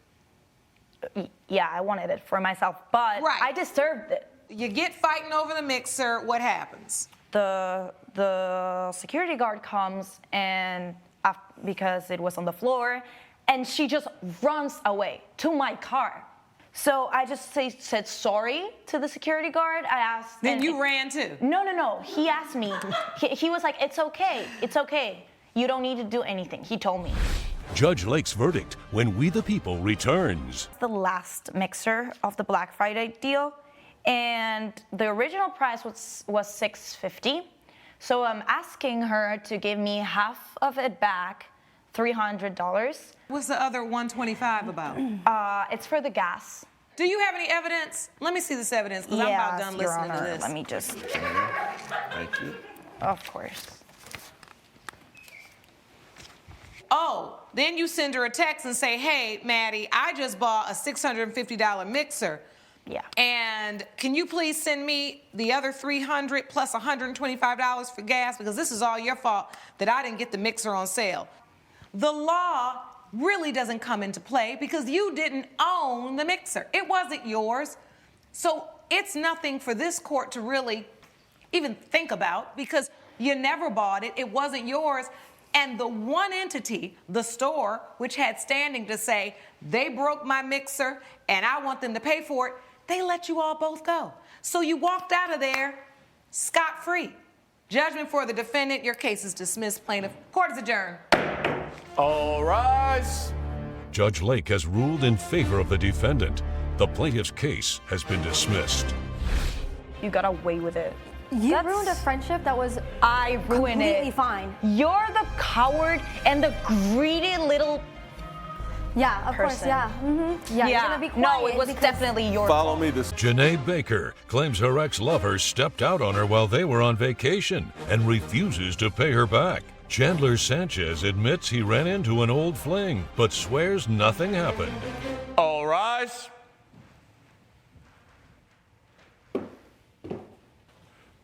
Court is now in session. The Honorable Judge Lauren Lake presiding. You may be seated. Good morning, Your Honor. Good morning. Thank you, Sean. Good day, everyone. Good day. This is the case of Baker versus Sanchez. Ms. Baker, you are suing Mr. Sanchez for $925 on bad debt that you say he didn't pay. That is correct, Your Honor. Explain to the court what happened. Yes, I am here today to sue Mr. Sanchez for $925 because he committed to pay for his half of our vacation to Cancun and he has yet to do so. Well, take me back. I want to understand the nature of the relationship, this trip you decided to take. Give me the details, please. Absolutely. So I met Mr. Sanchez at the gym. He was my personal trainer for a couple months, and then we ended up falling for each other. He was very gentle and kind in the beginning. We had a loving relationship. We've been together about 4 years now, and it's been very rocky the past couple of years. And we take an annual trip, revive our relationship, get some time away from the world. I was super excited about going to Cancun after he chose, I don't have a reason to lie, Your Honor. After he chose Cancun specifically, I was excited. I said, okay, I'll swipe my credit card for $1,850. And he knows that our agreement, which we've had year after year after year, is that you pay me back via Venmo at the end of the vacation. Do you have evidence of that I charge? absolutely do, Your Honor. May I see it, please? For the past 2 years, there's been 3 years that we have gone on the trip, but I only have the receipts for the past 2 years where he's Venmo'd me the difference. This is a charge for $1,850. That's the total for 6 days, 5 nights at the all-inclusive resort that I paid for the two of us. Ooh, that's good. $320 a day. Don't do And then there that. was a $250 resort fee, so that totals $1,850. So half of that is $925, which is owed to me, and that's why I'm here today. Got it. And I do see the charge going on your account. This other evidence you're showing the court is payment details from Venmo activity. Yes, from the past vacation. So the past 2 years, those are the receipts I have of him paying me back the half that he owes me via Venmo. Around, in 2020 and 2021. Yes. Which I've tried to do on this recent trip, Your Honor. Oh, you did try to pay her back on this I recent did, trip? yes. Oh, well, tell us, Mr. Sanchez, how were you not successful Venmoing her $925? She would not accept the money that I was going to give her, and the money was more than fair for the time that we spent. $320 is not fair. What? We spent one night together. One night. You made a commitment, Chandler, that you would pay me back the $925. Not with the way you were treating Why me. did you only try to give her back $300? Because she was coming down on me constantly. Constant jealousy, constant bickering. I couldn't take it anymore. I had to get out of there. I had to So he just left, get into another So space. on the first, y'all been together 4 years. You get to Cancun and start fighting on the first day? Pretty much. We were on the flight. We had a great flight, and we were lovey-dovey. It was off to a great Wasn't start. But when we got lovey-dovey. to the hotel, That's when I noticed the shift happen. It's like a switch. He got really distant. He started to ignore me and not respond. And that was all you. All right, so switch top. I mean, I know women, we have our intuition. We know when you're acting funny, Mr. Sanchez, just so you know. So there was a discrepancy at the hotel. I got us a presidential suite, but they booked us for a regular room. So the person that we were having an exchange with at the counter, he didn't like that interaction. Your Honor, she was just berating the worker. We had a conversation. They were just starting there. I asked for the manager. I was trying to calm her down, but she wouldn't let it go. We got it taken care of, and we got our suite. Okay, so what happens next? She's gotten on your nerves because you felt like she was doing too much as she addressed the issue about the suite. Yeah. You get the suite. What happens after that? We go to dinner. Dinner is cold. It's not fun. It's not anything that I imagined that this trip would be. And it was just distant and cold. So we went home or went back to the hotel and slept. And in the morning when I woke up, he was gone. After the first night? That is not the way it Where went did you down. go, That is Mr. not what Sanchez? happened. I just took a walk in the morning. That was it. We spent the night together. We tried to make it work, but she wouldn't let go the earlier part of the evening. And I stayed. All I did was take a walk in the morning. I wanted to clear my head and make sure I was good. And when he came back, he started packing his bags. Coming up. What did this lady say to you? She ended up looking up hashtag Cancun, and she saw our picture. So she said, hey, it looks like we were on a trip with the same guy. And I'm like, hold on, wait, what's going on? And later. I am a devout vegan. I am an animal rights activist. And she knew this and styled me in animal products without my knowledge. We're back with a dispute between ex-lovers Janae Baker and Chandler Sanchez over vacation expenses. I came to the decision that it was best that if we got separate rooms for the duration of the vacation, just to kind of make things a bit more calm for us. After just one night of arguing? She wouldn't let it go. Everything was just like bickering and coming down on me, bringing up stuff from the past. Like? All right, so this is your receipt. Like the cookout. You went over there and paid $1,000. $1,000? He decided to For pay. how many nights? 4 nights. 4 nights. So you went and got another hotel room for 4 nights. Did you all see each other again for the rest of the vacation? Yes, we did. We did. We had one breakfast. We were going to have dinner, but she just kept going on and on about it.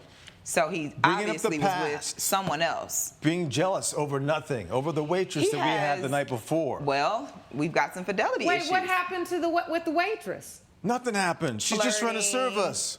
We're on vacation. Let's talk about the cookout. Come on. Right before this. Oh, here what we go happened? with the cookout again. Well, why don't you tell Your Honor what happened? About the cookout. There's nothing to tell. What happened at the cookout? So there's a cousin who mistook some girl who was there for me, and it gets back to me like, hey, I thought you were going to be at the cookout. So you don't think he's being faithful to you? Oh, I'm almost certain. Well, I am certain that he is not. He's had infidelity issues in the past. How are you certain? I mean, I know he got missing. So I was contacted on Instagram by a young lady who states that she was the one spending time with him while he was in Cancun on his beach walks. There was nobody spending time with me. What did this lady say to you? She ended up looking up hashtag Cancun, and she saw our picture. So she said, hey, it looks like we were on a trip with the same guy. And I'm like, hold on, wait, what's going on? So I do have evidence here if you would like to see the text thread and photographs of him with this woman. So she sent me these photos, and she sent me information about their trip and how they were hanging out at the jazz club. They went zip lining, we didn't go scuba anywhere. diving, We all didn't the do no things that zip we were lining. supposed to We didn't do Let's get some order. I'm looking at this evidence. So she writes to you, I know you don't know me, but I was in Mexico with Chan, that's short for Chandler, this weekend, and I saw your picture. You got the wrong girl. Right. And you I have a picture to prove we're together. You said, send it, I'd love to see. And then sure enough, she sent a picture. At the bar, having a great time. Your Honor, that's not even, I haven't that's seen not that true. smile, Come and I on, don't you know know how that's This not is true. definitely you, Mr. Sanchez. That can't be me. Your Honor, please. He a believes friend his own lies. let me know that they were in town with friends. I said, cool. She was bugging. I said, let's go. Oh, so Was I, or were you the one that left? You're admitting that the woman was there. She was there, but not for me. She was with her You're friends. saying she came on her own. Yes. That's what he's saying. And you met up with her. Her and her friends, yes. Miss Baker, you say you brought a witness to court? Yes, I actually do have a witness. I'd like to hear from your witness. Sean, will you please escort Ms. Baker's witness into the courtroom? Thank you, Your Honor. Oh my, what is this? Hi, Taylor. Please state your name for the court. Sky Long. Ms. Long, if I'm not mistaken, you're the woman I just looked at in the photos. So I've known Mr. Sanchez for a while. We dated back in the day, a long time ago. So I was in Cancun with a group of friends for a birthday, and I saw he was also there online on Facebook. So, I hit him up, see if he wanted to link. And so we hung out the whole trip. He told me he was single. We did not hang out the whole trip. He told me whole trip. She said you told her you were single. Yes. Right. And that he wanted to get back single. together. I said I wanted He a said single that was the drink. best thing that ever happened to him. He wanted to rekindle. Yes. No, come on. Yes, he was all up on me, kissing on me. Your Honor, no, all I wanted to do was go to my room to get my wallet, and I told her to just wait outside. No, and she Your wanted to Honor. come in. He invited me up. He wanted me to see the view. There was no view. And so did you go into his room? Yes, And I what went into his room. I was there for a few days. Yeah. Sean, I thought she said I was there Your for a Honor, few minutes. The rest This of is the a vacation. full-face lie. This is who you went on vacation with. No, Your Honor. And, Your Honor, I didn't know that he was there with her. Had I known, I would have never even invited him to come, So to be you with ended up us. spending the rest of the vacation with Mr. Sanchez. As well as with my friends, correct. We know exactly what happened here. The bottom line is this. Ms. Baker, when you charge something on your credit card, you are responsible to pay that credit card for the amount.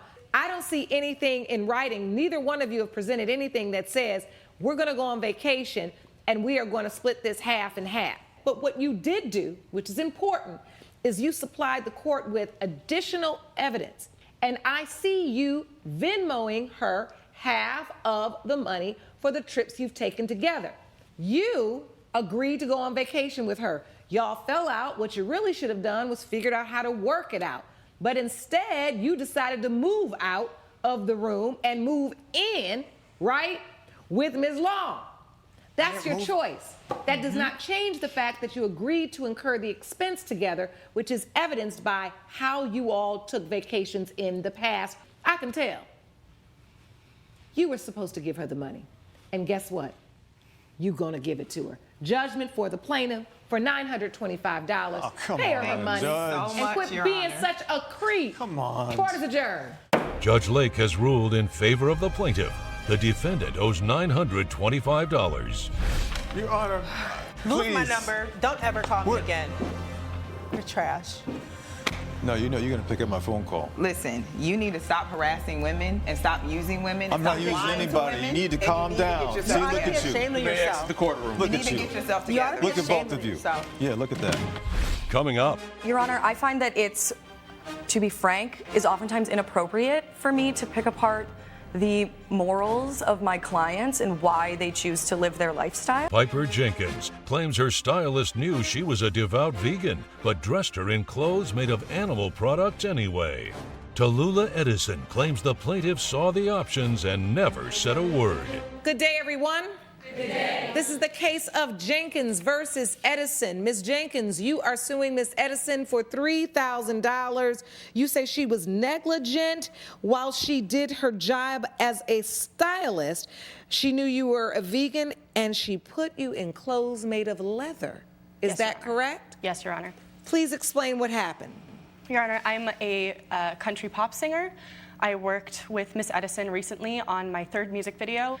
I spoke to her before and had a meeting with her, and I showed her posts from my Instagram. I am a devout vegan. I am an animal rights activist.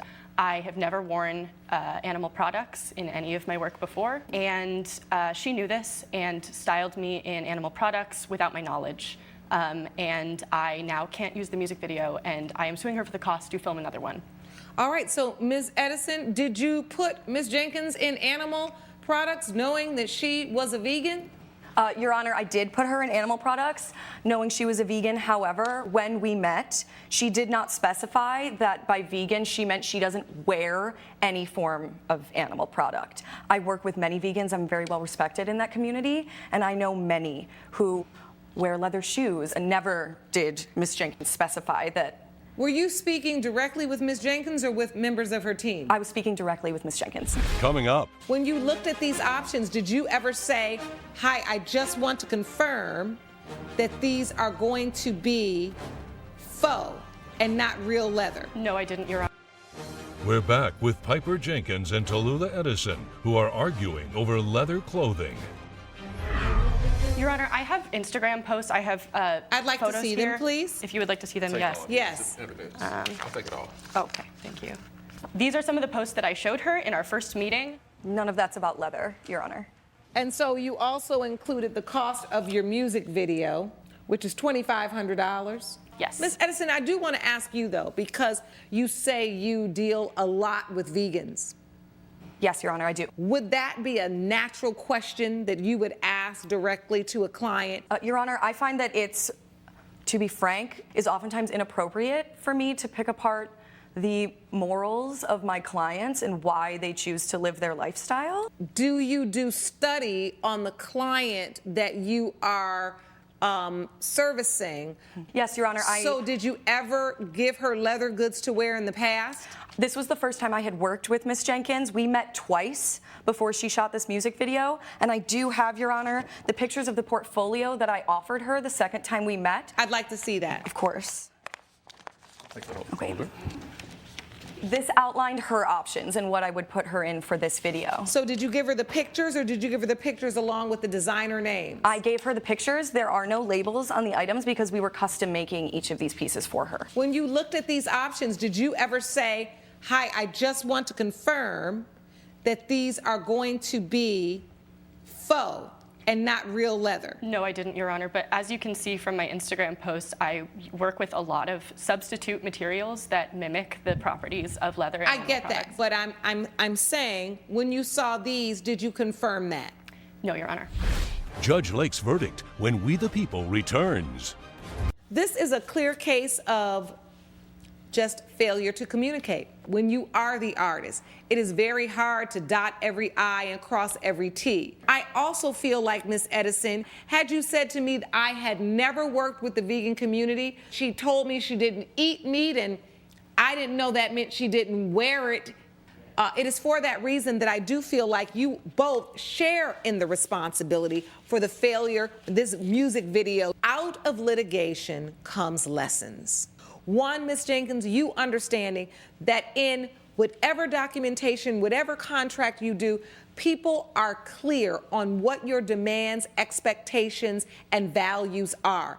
And also, Ms. Edison, I think you need to understand, if this is a community that you are going to service, right, that you have to do a little due diligence and read about and understand clearly, right, what some of the boundaries may be, expectations may be. It is for this reason I think both of you need to share in the responsibility for the damages that have been occurred here. And so my judgment will be for the plaintiff for $1,500. Court is adjourned. Judge Lake has ruled in favor of the plaintiff. The defendant owes $1,500. Jillian House claims her baby shower went awry once strippers and their stripper poles crashed her party. Ellen Samuels says the plaintiff should have ended her event on time. All rise.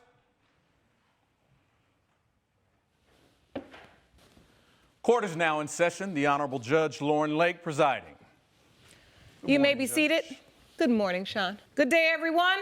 Good day. This is the case of House versus Samuels. Ms. House, you're suing Ms. Samuels for $2,500 for a baby shower you say she ruined. Yes. Tell the court what happened. So essentially what happened was I hired Ms. Samuels for an event planner because she worked on my wedding as an assistant wedding planner about 2 years prior. So you worked with her before? Yes, I have. Okay. And I got very close to her and trusted her work throughout that experience. I told her about the nature of my family and them being very conservative, and I thought that because of all of the attention to detail that she brought to that wedding, I hired her again for my baby shower. Unfortunately, things did not turn out as planned because she brought strippers and a stripper pole to my baby shower. What? Yes. No. You brought a stripper and stripper poles to a baby shower, Miss Samuels? Your Honor, it was pole instructors. I did not bring strippers or stripper poles to her baby shower. It's essentially the same thing. No, I did not. No, Well, wait a minute now. No. That didn't make good sense. You brought them there? No, Your Honor. What happened was I had an event after her event. I made accommodations for her because the place that she was going to have it originally, something happened. I don't know what happened. So I made accommodations so that we can have it at the venue that I already had an event at. Okay, pause. Ms. House, you had another venue at first? Yes. So what happened was my friend just offered up her home to me to throw as my baby shower, one of the gifts that she wanted to give me. But unfortunately, a matter of days before the baby shower, we found out that the house was infected with termites. Ew. Yeah, exactly. So essentially, I told Ms. Samuels what the situation was and tried to see if we can get another venue. And because of the last minute arrangements, we were able to find some accommodations with a venue that she suggested All herself. accommodations. And you paid the venue a deposit? Yes, Do you I have did. a contract or anything from this venue? Yes. Let me see that. Sean, can I see that? And also enclosed in those documents also are at least one picture from the baby shower that had strippers and stripper poles in the background of the middle of me opening up gifts. I'm sorry to laugh.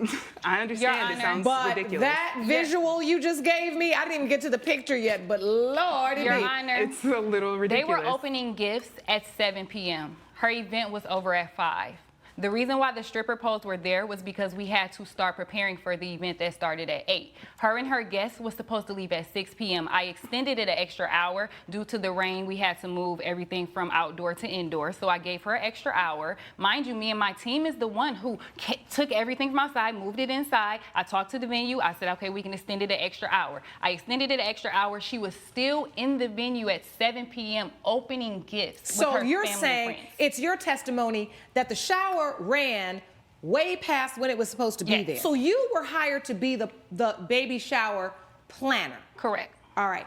And you also were in charge of this next event at 8 o'clock. Correct. Did you make Ms. House aware that at 8 p.m. I am having a party with strippers? Well, I didn't let her know that it will be pole instructors there because I don't share. So it's not strippers, it's pole instructors. It's pole instructors. So it's a pole dancing class. Yes, so a part of the birthday party, they wanted pole instructors to instruct the guests, so I hired pole instructors. I want to get back to you, Ms. House. Yes. Did you know, was it made clear to you that at about 7 o'clock, I have to set up for a birthday party where there will be pole dance instructors? Was that made clear to you? No, it was not, Your Honor. So what happened was, because of the rain delay, we initially had scheduled for the event to be outdoors. And because of the rain and because of the guests arriving late due to the rain, I talked to Ms. Samuels about potentially just letting the baby shower go a little bit longer to accommodate for the setup delay and for the rain delay. From 2 to 5, then you moved from 2 to 6 because it took people a while because of the rain delay, and you were supposed to have it outside. Yes, the setup took over an hour as well. So I feel like just to get the whole time that I paid for, I talked to Ms. Samuels and to see if we could get more time as an extension to accommodate for the baby shower. Coming up. She did not inform me, however, that there were going to be strippers and stripper But poles. I let you know that there was an And event on top coming. of that, because of the prior experience that I had with her, with my family at the wedding, she already knew the conservative nature of my family. And later. She initially was hesitant, but she wanted to do me a favor. So what's this about a favor, Miss Martin? Why are we doing favors for people that really need their prescription? I'm not understanding what the favor is about. Yeah, I will explain, Judge. We're back with the case of Jillian House, who blames Ellen Samuels for strippers at her baby shower. This is my first baby shower. It's my first baby. It took a lot to get to this point. I really just entrusted Ms. Samuels to accommodate everything and to take care of it. Now, when she told me about the extension and how that was okay. She did not inform me, however, that there were going to be strippers and stripper But poles. I let you know that there was an And event on top coming. of that, because of the prior experience that I had with her, with my family at the wedding, she already knew the conservative nature of my family. What were you told about the event, or did you feel like you just had all the time in the world?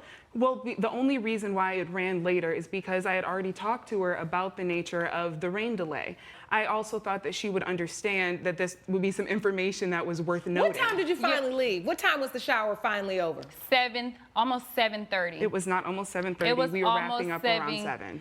Your Honor, they were just unwrapping gifts at 7 p.m. That is not true. So what time do you say it was over, Miss House? It was over around 7 by the time that everything was packed up and we were leaving. Your Honor, during the event, I was also letting her know, let's keep things moving. Let's start to wrap it up because I do have another event. Instead, she wanted to parlay with her family and friends. They took forever to open the gifts.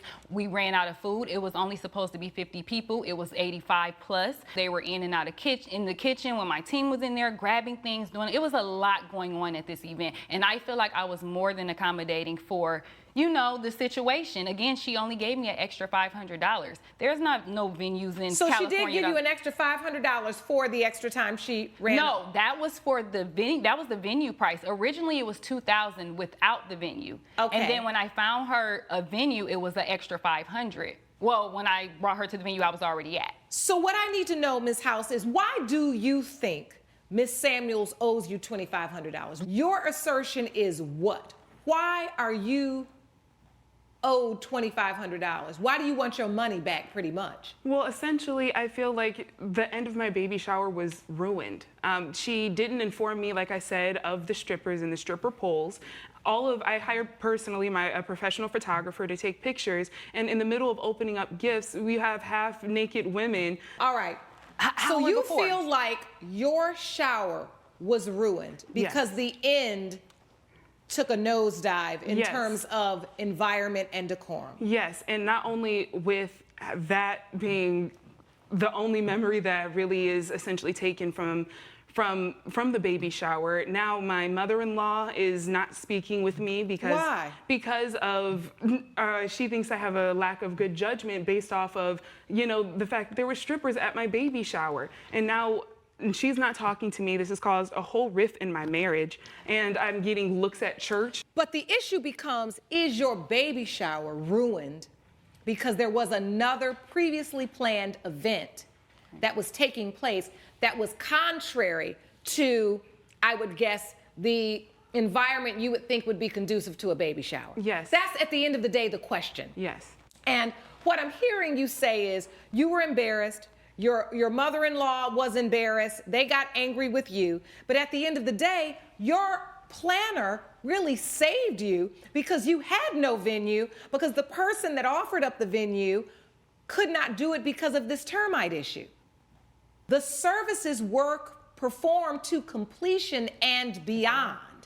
And I do not think it would have been appropriate for her to tell the next event that they could not start on time because your event was running late. Yes, I understand. Have you ever heard the phrase, beggars can't be choosers? Yes, I have, Your Honor. Have you? I feel badly that you were embarrassed, that your family was uncomfortable, and that you are suffering in the relationship with your mother-in-law. But the truth is that this court has determined that the event planner, Ms. Samuels, has done everything she possibly could. And look, there was an act of God. Rain is an act of God. She couldn't control that, and neither could you. If you were all outside, you would have never seen this. Was this at a place where they had to walk, or could they walk outside without ever coming inside? Did they ever have to come through? Yes. They would have had to come through to see the pole, people on the pole anyway to leave? Yes. So you weren't going to avoid that view even if it was outside? Yes, they would have had to see. The only thing you could have done was to end on time, which unfortunately you couldn't because of the act of God, which is the rain. It has been determined by this court, judgment for the defendant. I hate that happened to you, baby, but such is life. Just laugh at it. All rise. Judge Lake has ruled in favor of the defendant. The plaintiff's case is dismissed. I will never hire you again. This speaks to your character. Thank you very much. You're welcome very much. Litigants may now exit the court. Coming up. The second prescription was different from the original. She should have known better than to leave me to my own vices and to convince her. So when But- did you become a victim instead of a person intentionally asking someone to get you a prescription on a prescription that's already expired? Alvin Reyes claims faulty new eyeglasses are the reason he sideswiped a mailbox. Clara Martin says Mr. Reyes knew his prescription was expired, but wanted the glasses anyway. Good day, everyone. Good day. Good day. This is a case of Reyes versus Martin. Mr. Reyes, you are suing Ms. Martin for $1,800. You say that she gave you the wrong prescription, which causes you to not be able to see. That's correct, Your Honor. All right, explain to the court what happened. Me and Miss Martin, we met at a mutual friend's house. She came highly recommended, so we arranged a time to meet the next day. We arranged to meet at 1:30 p.m. I come into her store. Once she got there, I told her that my prescription had expired, but I still need to get this done because I'm a construction worker and I drive. So the thing that's important to me is making sure that my eyesight is in order. She initially was hesitant, but she wanted to do me a favor. So what's this about a favor, Miss Martin? Why are we doing favors for people that really need their prescription? I'm not understanding what the favor is about. Yeah, I will explain, Judge. He told me that he had an expired prescription, and I said, I don't think I can fill that for you. And he explained to me that he had gotten the prescription over a year before, but that at the time he could only afford to pay for the doctor and not for the glasses. And so he had waited until the very last moment to fill the prescription, and would I do him this favor? And I said no, because I'm not supposed to do that, and plus I don't know if his prescription has changed over the past year. However, he kept insisting that I fill the glasses. Coming up. You decided to do something that you knew was inappropriate. I sort of just didn't think straight, and I filled the prescription against my better judgment. We're back with a dispute between Alvin Reyes and Clara Martin, who are arguing over inadequate eyeglasses.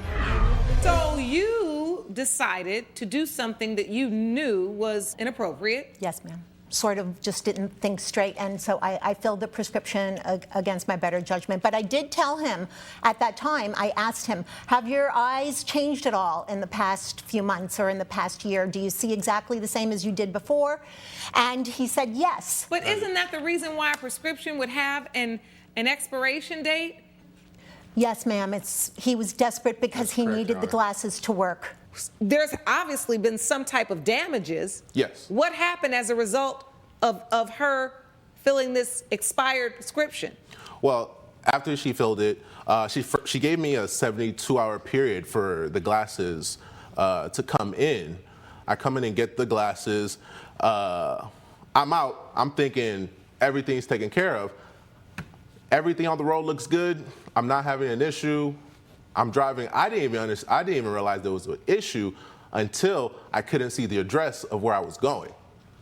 I turned the corner. Once I turned the corner, my car, the side of the car, hits the mailbox. There's a big scratch on the side. And now I'm not only responsible for repairing the car, but I'm now responsible for the damage to the mailbox. Okay. And I expect her to reimburse me for that. Because you feel like it was the wrong prescription. After the accident, I went back to get another prescription, and I realized that the second prescription was different from the original. She should have known better than to leave me to my own vices and to convince her. Judge Lake's verdict when We the People returns. So when did you become a victim instead of a person intentionally asking someone to get you a prescription on a prescription that's already expired? When did that happen? Because I missed that transformation where you went into a victim. Yes, that was my fault for convincing her to do it. Oh! But his words. Did we just give a ruling, Mr. Reyes? Your Honor. I think I heard it was my fault. It is clear to me that, Mr. Reyes, what you did by insisting that she help you, which is what you did, is you put your own self at risk. However, what you did, Ms. Martin, is completely and wholly wrong. And you understand that. There is no way you should have been messing around with an expired prescription. Yes. For that reason, both of you all are liable for the damages here. And so I'm only going to award $900 to the plaintiff on his reward. You all need to split these damages. Judgment for the plaintiff for $900. Court is adjourned. Judge Lake has ruled in favor of the plaintiff. The defendant owes $900. You know, if I told you that you drank, none of this would happen. You should have paid the whole thing. What? You should have paid the whole thing. I don't know if you were drunk or not. You may now exit the courtroom. Tanya Ward claims her car was towed after her so-called BFF hogged their shared parking spot.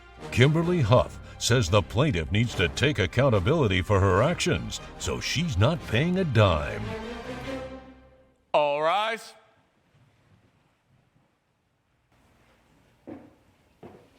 Court is now in session. The Honorable Judge Lauren Lake presiding. You may be seated. Good morning, Judge. Good morning. Good day, everyone. Hey, Judge. This is the case of Ward versus Huff. Ms. Ward, you are suing Ms. Huff for $3,700, which are fees you paid as a result of a car towing. I'm here to sue my so-called best friend forever, Ms. Kimberly Huff over here. I believe she owes me. She racked up $3,700 in fines and fees for me, and she had no right to do that. She's staying with me rent-free, and we've just been through this so many times. She needs to accept some responsibility. Just take me back quickly. Where was she parked? She was parked in my parking spot. So I had to park on the street, and I was the one that ended up waking up in the morning and my car's towed. So. All right. So Ms. Huff is still living with you? Not anymore, but she was at the time. And your apartment or condo complex had parking spaces? Yes, assigned parking. I work at night. She works in the daytime. She's a kindergarten teacher. I'm a desk manager in the evening. And we usually switch off with no problem. Communication tends to be fairly open, but Not you know, really. there are certain, well, excuse me. Go ahead. I am. Well, wait, now it sounds like there's some more issues happening here. So how did it come to be that Ms. Huff started living with you? Why did she need to come live with you? I rescued her. She was going through a horrible breakup. I offered to let her stay with me, get her stuff together, and just live life. She did not pay me back with any kindness, any gratitude. So now I just want money because she cost me quite a bit of money. You went through a breakup and you Honor. needed to come stay with Ms. Ward? Your Honor, all the personal reasons to stay with her, she was supposed to be my best friend. I mean, she's a great person. We went to college together. I remember one incident, she had a midterm and her alarm clock You sabotaged was me. unplugged Exactly. because I did use it. But she usually has, you know, backup like as the iPhone or whatever as an alarm clock, and she like blames everything about me, and she never takes accountability. Now, when you broke up, you called to ask her to come move in with her, stay with her for a little while? No, she actually offered me. I was on my downtimes. She offered a space for me to stay at her place. And then she just like, I don't know, changed. Like her whole mood changed. She started like arguing with me every day after work. She complains about everything, nags about everything. I'm the best friend you've ever had, and you know that. I think you need to stop with this. You're manipulating. No, I think you need to apologize when it's due and it's warranted, and I think it's been warranted plenty of times. This is the last straw. I love you, but I don't like you. Well, at the end of the day, she can't be too bad because when you needed help, right, you went to stay with her. Mm-hmm. So how did it happen on this day? She was parked in the space. On this particular day, I was coming home. I saw that her car was parked in my spot. I didn't think it was a huge deal. I thought it's probably temporary. She knew I was due to be home about that time. So I get upstairs, I go in, I see she's just passed out on the couch, and I don't have the heart to wake her. Let me be clear. Yes. You came home at a time when normally you would just pull into the space and park because she'd be gone? Yes. Or did you come home at a time where she normally parks in the space? Not where she normally parks in the space. It was she had no reason to be there. So I thought, in this particular instance, because it's so fluid, we never have to argue over a parking space. Where So you one go is up there, gone. she's asleep. She's sleeping. You don't want to wake her up. Correct. But she's in your spot? Yes. Well, where's your car? I parked on the street. I wake up in the morning, go downstairs to where I parked my car, it's gone. So I look up, where do I find my car? I find a little sign and where to Your call Honor, in. she's college educated and she can't read signs because clearly it said no trespassing. What is that? This is the sign that she saw. Clearly, you How can do you read, know I right? saw it clearly? Let Were me you see awake? that. Sean, Were will you you hand me that sleeping? evidence, please? Were you not sleeping? Thank or were you. you pretending? You need to learn how were to you read. pretending? You're a So college hold on, educator. Ms. Totally Huff, you're pretending. saying that you took a picture of the sign that was outside where Ms. Ward parked her car. Yes. And it clearly says no trespassing. Yeah, and she's trying to blame Assigned me for parking it. for tenants only, one vehicle per apartment allowed, and any vehicles parked outside of the designated areas will be towed.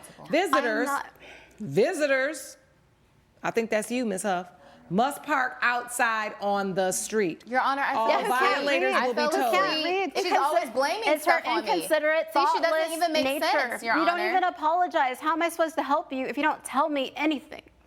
I'm Your your friend. communication You is lived horrible. rent-free for All right, a Ms. year. Ward, so what does this have to do with a parking space? I don't know. Coming up. You're not really being honest and authentic about what you feel about the other person. Now, I don't know why. I know that she's been withholding information. always the I last have a straw with witness her. here who can attest Oh to my she's gosh. holding something back. And later, we tried conceiving, we couldn't have a child, and so our neighbors said, you know, we have a colt here, and if you guys want to take it in, you guys can take it in. So we took it, and we basically raised it as our child. we're back with BFFs Tanya Ward and Kimberly Huff, who are arguing over the cost of a towed car. Obviously, both of you have some hidden resentments for one another. You are in a long-standing friendship, but you're not really being honest and authentic about what you feel about the other person. Now, I don't know why you waited to get to We the People to decide that you all want to talk about your relationship, but since we're here, let's indulge. I know that she's been withholding information. always the I last have a straw with witness her. here who can attest Oh to my she's gosh. holding something back. She has no Please reason. stand up. Who is your witness? Stand up, sir. Hello, Your Honor. I am Kevin. I'm a building security. On the particular night you're talking about, I saw Kim and an unknown male that I've never seen before, and I've been at this building for 5 years. I've never seen this guy. And Kim is Ms. Huff. Yes, Miss Huff. You saw Ms. Huff and a man And you a didn't recognize. unknown man I've never seen before. They were in a heated argument. So as I proceeded to break the argument up, I told the guy he has to leave. And when he left, I see Miss Huff was she was scared. So I told her to go ahead and park in the parking structure because she looked in fear for her life. I didn't want to do my rounds, come back, and the guy is on her, you know what I mean? Right, so did you direct her to park in Ms. Ward's space, or did you just tell her to park in the structure? I told her to park in the structure. They're assigned one parking spot for the tenant. And you knew she was staying with Ms. Ward? Yes. And then after you parked in the parking space, Ms. Huff, you went upstairs? Yes. Yeah, it's an ex that I'm dealing with. Unfortunately, he's stalking me, and we were arguing, and I'm sorry for all of this, but that's just kind of how my life is right now. Does that explain to you then why she pulled in the spot? Because your witness, the witness you brought to court, says he's the one that told her to pull in the spot. All of this is told to me after the fact. I'm not sure why he's your witness, but he was present and he knows that that's my spot. I live there. And She he had no told right her to be park there. He told her to park in a spot in the building. he did just not. testified that he told her to pull in your spot. Did you say I that? told her to go ahead and park in the spot for her safety. I didn't necessarily say her spot, but I did say go ahead and park in the garage. So maybe this is on me. So you owe Ms. Ward $3,700? No. Pockets are empty, Your Honor. I don't have that, but I'm saying. I know I don't. You probably do, but I'm saying. I directed her to go ahead and park in the parking structure for her safety. So maybe you guys. But this whole night, I'm not informed of this, so I go to sleep thinking she just fell asleep. She's so tired and she's working so hard. She's going to pay me back. I go to bed fully, everything's fine. I find this out later. I'm worried what could have happened to me or her. No one told me anything. I feel like that shouldn't go on. This is the problem. The inconvenience of her being in your spot, I completely understand. But what I don't go do is then pull in an illegal spot and then act like somebody else owes me money. You can't do that. Then when you have the opportunity to come up and say, hey, Kimberly, wake up. You're in my parking spot and I need to park now. Why aren't you at work? You don't. You say, oh, I just don't have the heart to wake her up because she's sleeping. That's where this story turns into ridiculousness. Because if you really cared about being able to pull in your spot at that time and you really feared having to pay $3,700, you just wake her up and say, you got to move your car. For the record, it's my pattern and practice of parking in my assigned spot. I'm unfamiliar with what the street parking laws are. I was just coming home very weary as she was, probably, and I failed to see that sign. This is a given. This is valid. Exactly. And that's going to be a lesson to you. You decided, right? You decided unilaterally, I'm going to just pull my car over here and go up and see what's wrong with her. Once you saw she was asleep, you still left your car there. You didn't read the signs. Unfortunately, I realize it doesn't seem right that you do a good deed for a friend only to be inconvenienced and then have to pay money to get your car. But the truth is, she don't owe you any money for it. It has been determined by this court the judgment is for the defendant. Court is adjourned. All rise. Judge Lake has ruled in favor of the defendant. The plaintiff's case is dismissed. Told you it wasn't my fault. 3 of you. Love you. I can afford it. Love you, girl. Love you too. Coming up. Why did you stop coming and taking care of the horse and offering this knowledge you have as a vet assistant? This man here, you seemed really composed, but he has serious anger management issues. George Larson claims his ex-wife needs to pay up after she abandoned the horse they had raised as their child. Tony Ochoa claims she did her best, but Mr. Larson made it impossible to care for the animal. This is the case of Larson versus Ochoa. Mr. Larson, you are suing Ms. Ochoa for $2,850 for costs you say are associated with the care of a horse. I was married to Ms. Ochoa for about 10 years. We tried conceiving, we couldn't have a child, and so our neighbors said, you know, we have a colt here, and if you guys want to take it in, you guys can take it in. So we took it, and we basically raised it as our child. We named him Jacob, and he was a big part of our lives. And just my father passed away. We lost part of our family farm, and I lost my job, and it was just a tumultuous series of events. And she decided to file for divorce and left me and Jacob. And so I was left to take care of Jacob for all that time. I would feed him. She would be in charge of taking care of him in the evenings.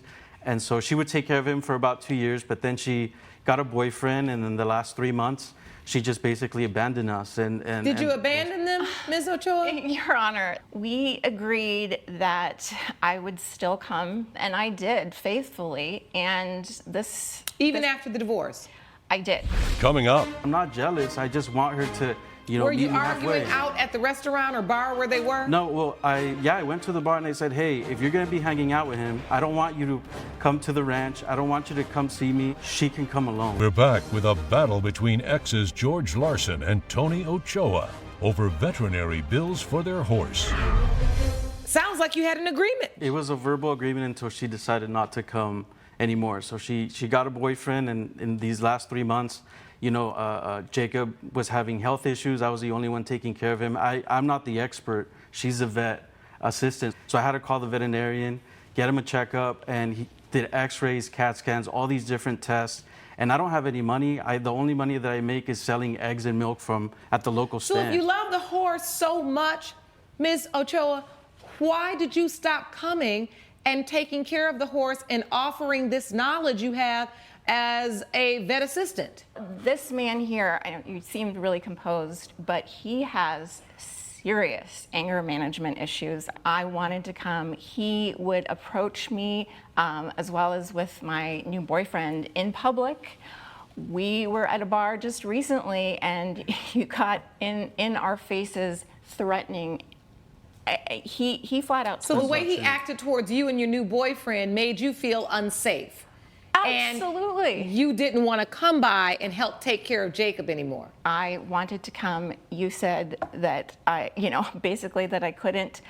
I think what this is really about is I think you're maybe a little bit jealous. I'm not jealous. I just want her to, Were meet you me arguing halfway. out at the restaurant or bar where they were? No, well, I went to the bar and I said, hey, if you're going to be hanging out with him, I don't want you to come to the ranch. I don't want you to come see me. She can come alone. I said, you can come alone. But don't bring someone else. But don't bring someone else. Come take care of the horse. Jacob, it turns out that he had a ruptured heart vessel and he passed away.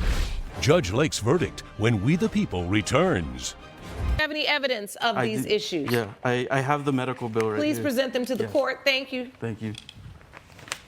Thank you, Sean. This was all given to me in the last 3 months. When she stopped picking up the phone, she stopped coming over. So I just need her to meet me halfway. And so in a you're verbal not agreement. suing her for the entire month? No, definitely not. Yes. All right. So when you heard about Jacob, Ms. Ochoa, what did you hear? I was working a double shift the day that he passed. There was no way to get to my phone. When was the last time you had seen Jacob? Probably almost 2 months. So it had been 2 months. How long, Mr. Larson? It was 3 months. She just stopped showing up. I basically said, you can come check the horse. And then she chose not to come. Threatening. The didn't number care of for times you have Jacob. called. I've heard sufficient testimony. This is it. You felt like you didn't want to go over there without your boyfriend because you were fearful. The one problem is that you all had an operating system, that you both took care of this horse. But you stopped taking care of the horse financially. That's not all right. It is clear to this court that you did have a financial obligation to help care for Jacob. I also feel like you had a moral duty to figure out if you didn't want to come there to render the care, then send one of your vet assistant friends or someone else there. It has been determined by this court, judgment for the plaintiff for $2,850. Court is adjourned. Judge Lake has ruled in favor of the plaintiff. The defendant owes $2,850. You left Jacob. I can't believe you did that. Like, we didn't have to come here. You didn't have to do all these different things. And it was just, you left home, you left Jacob. How about leave me alone?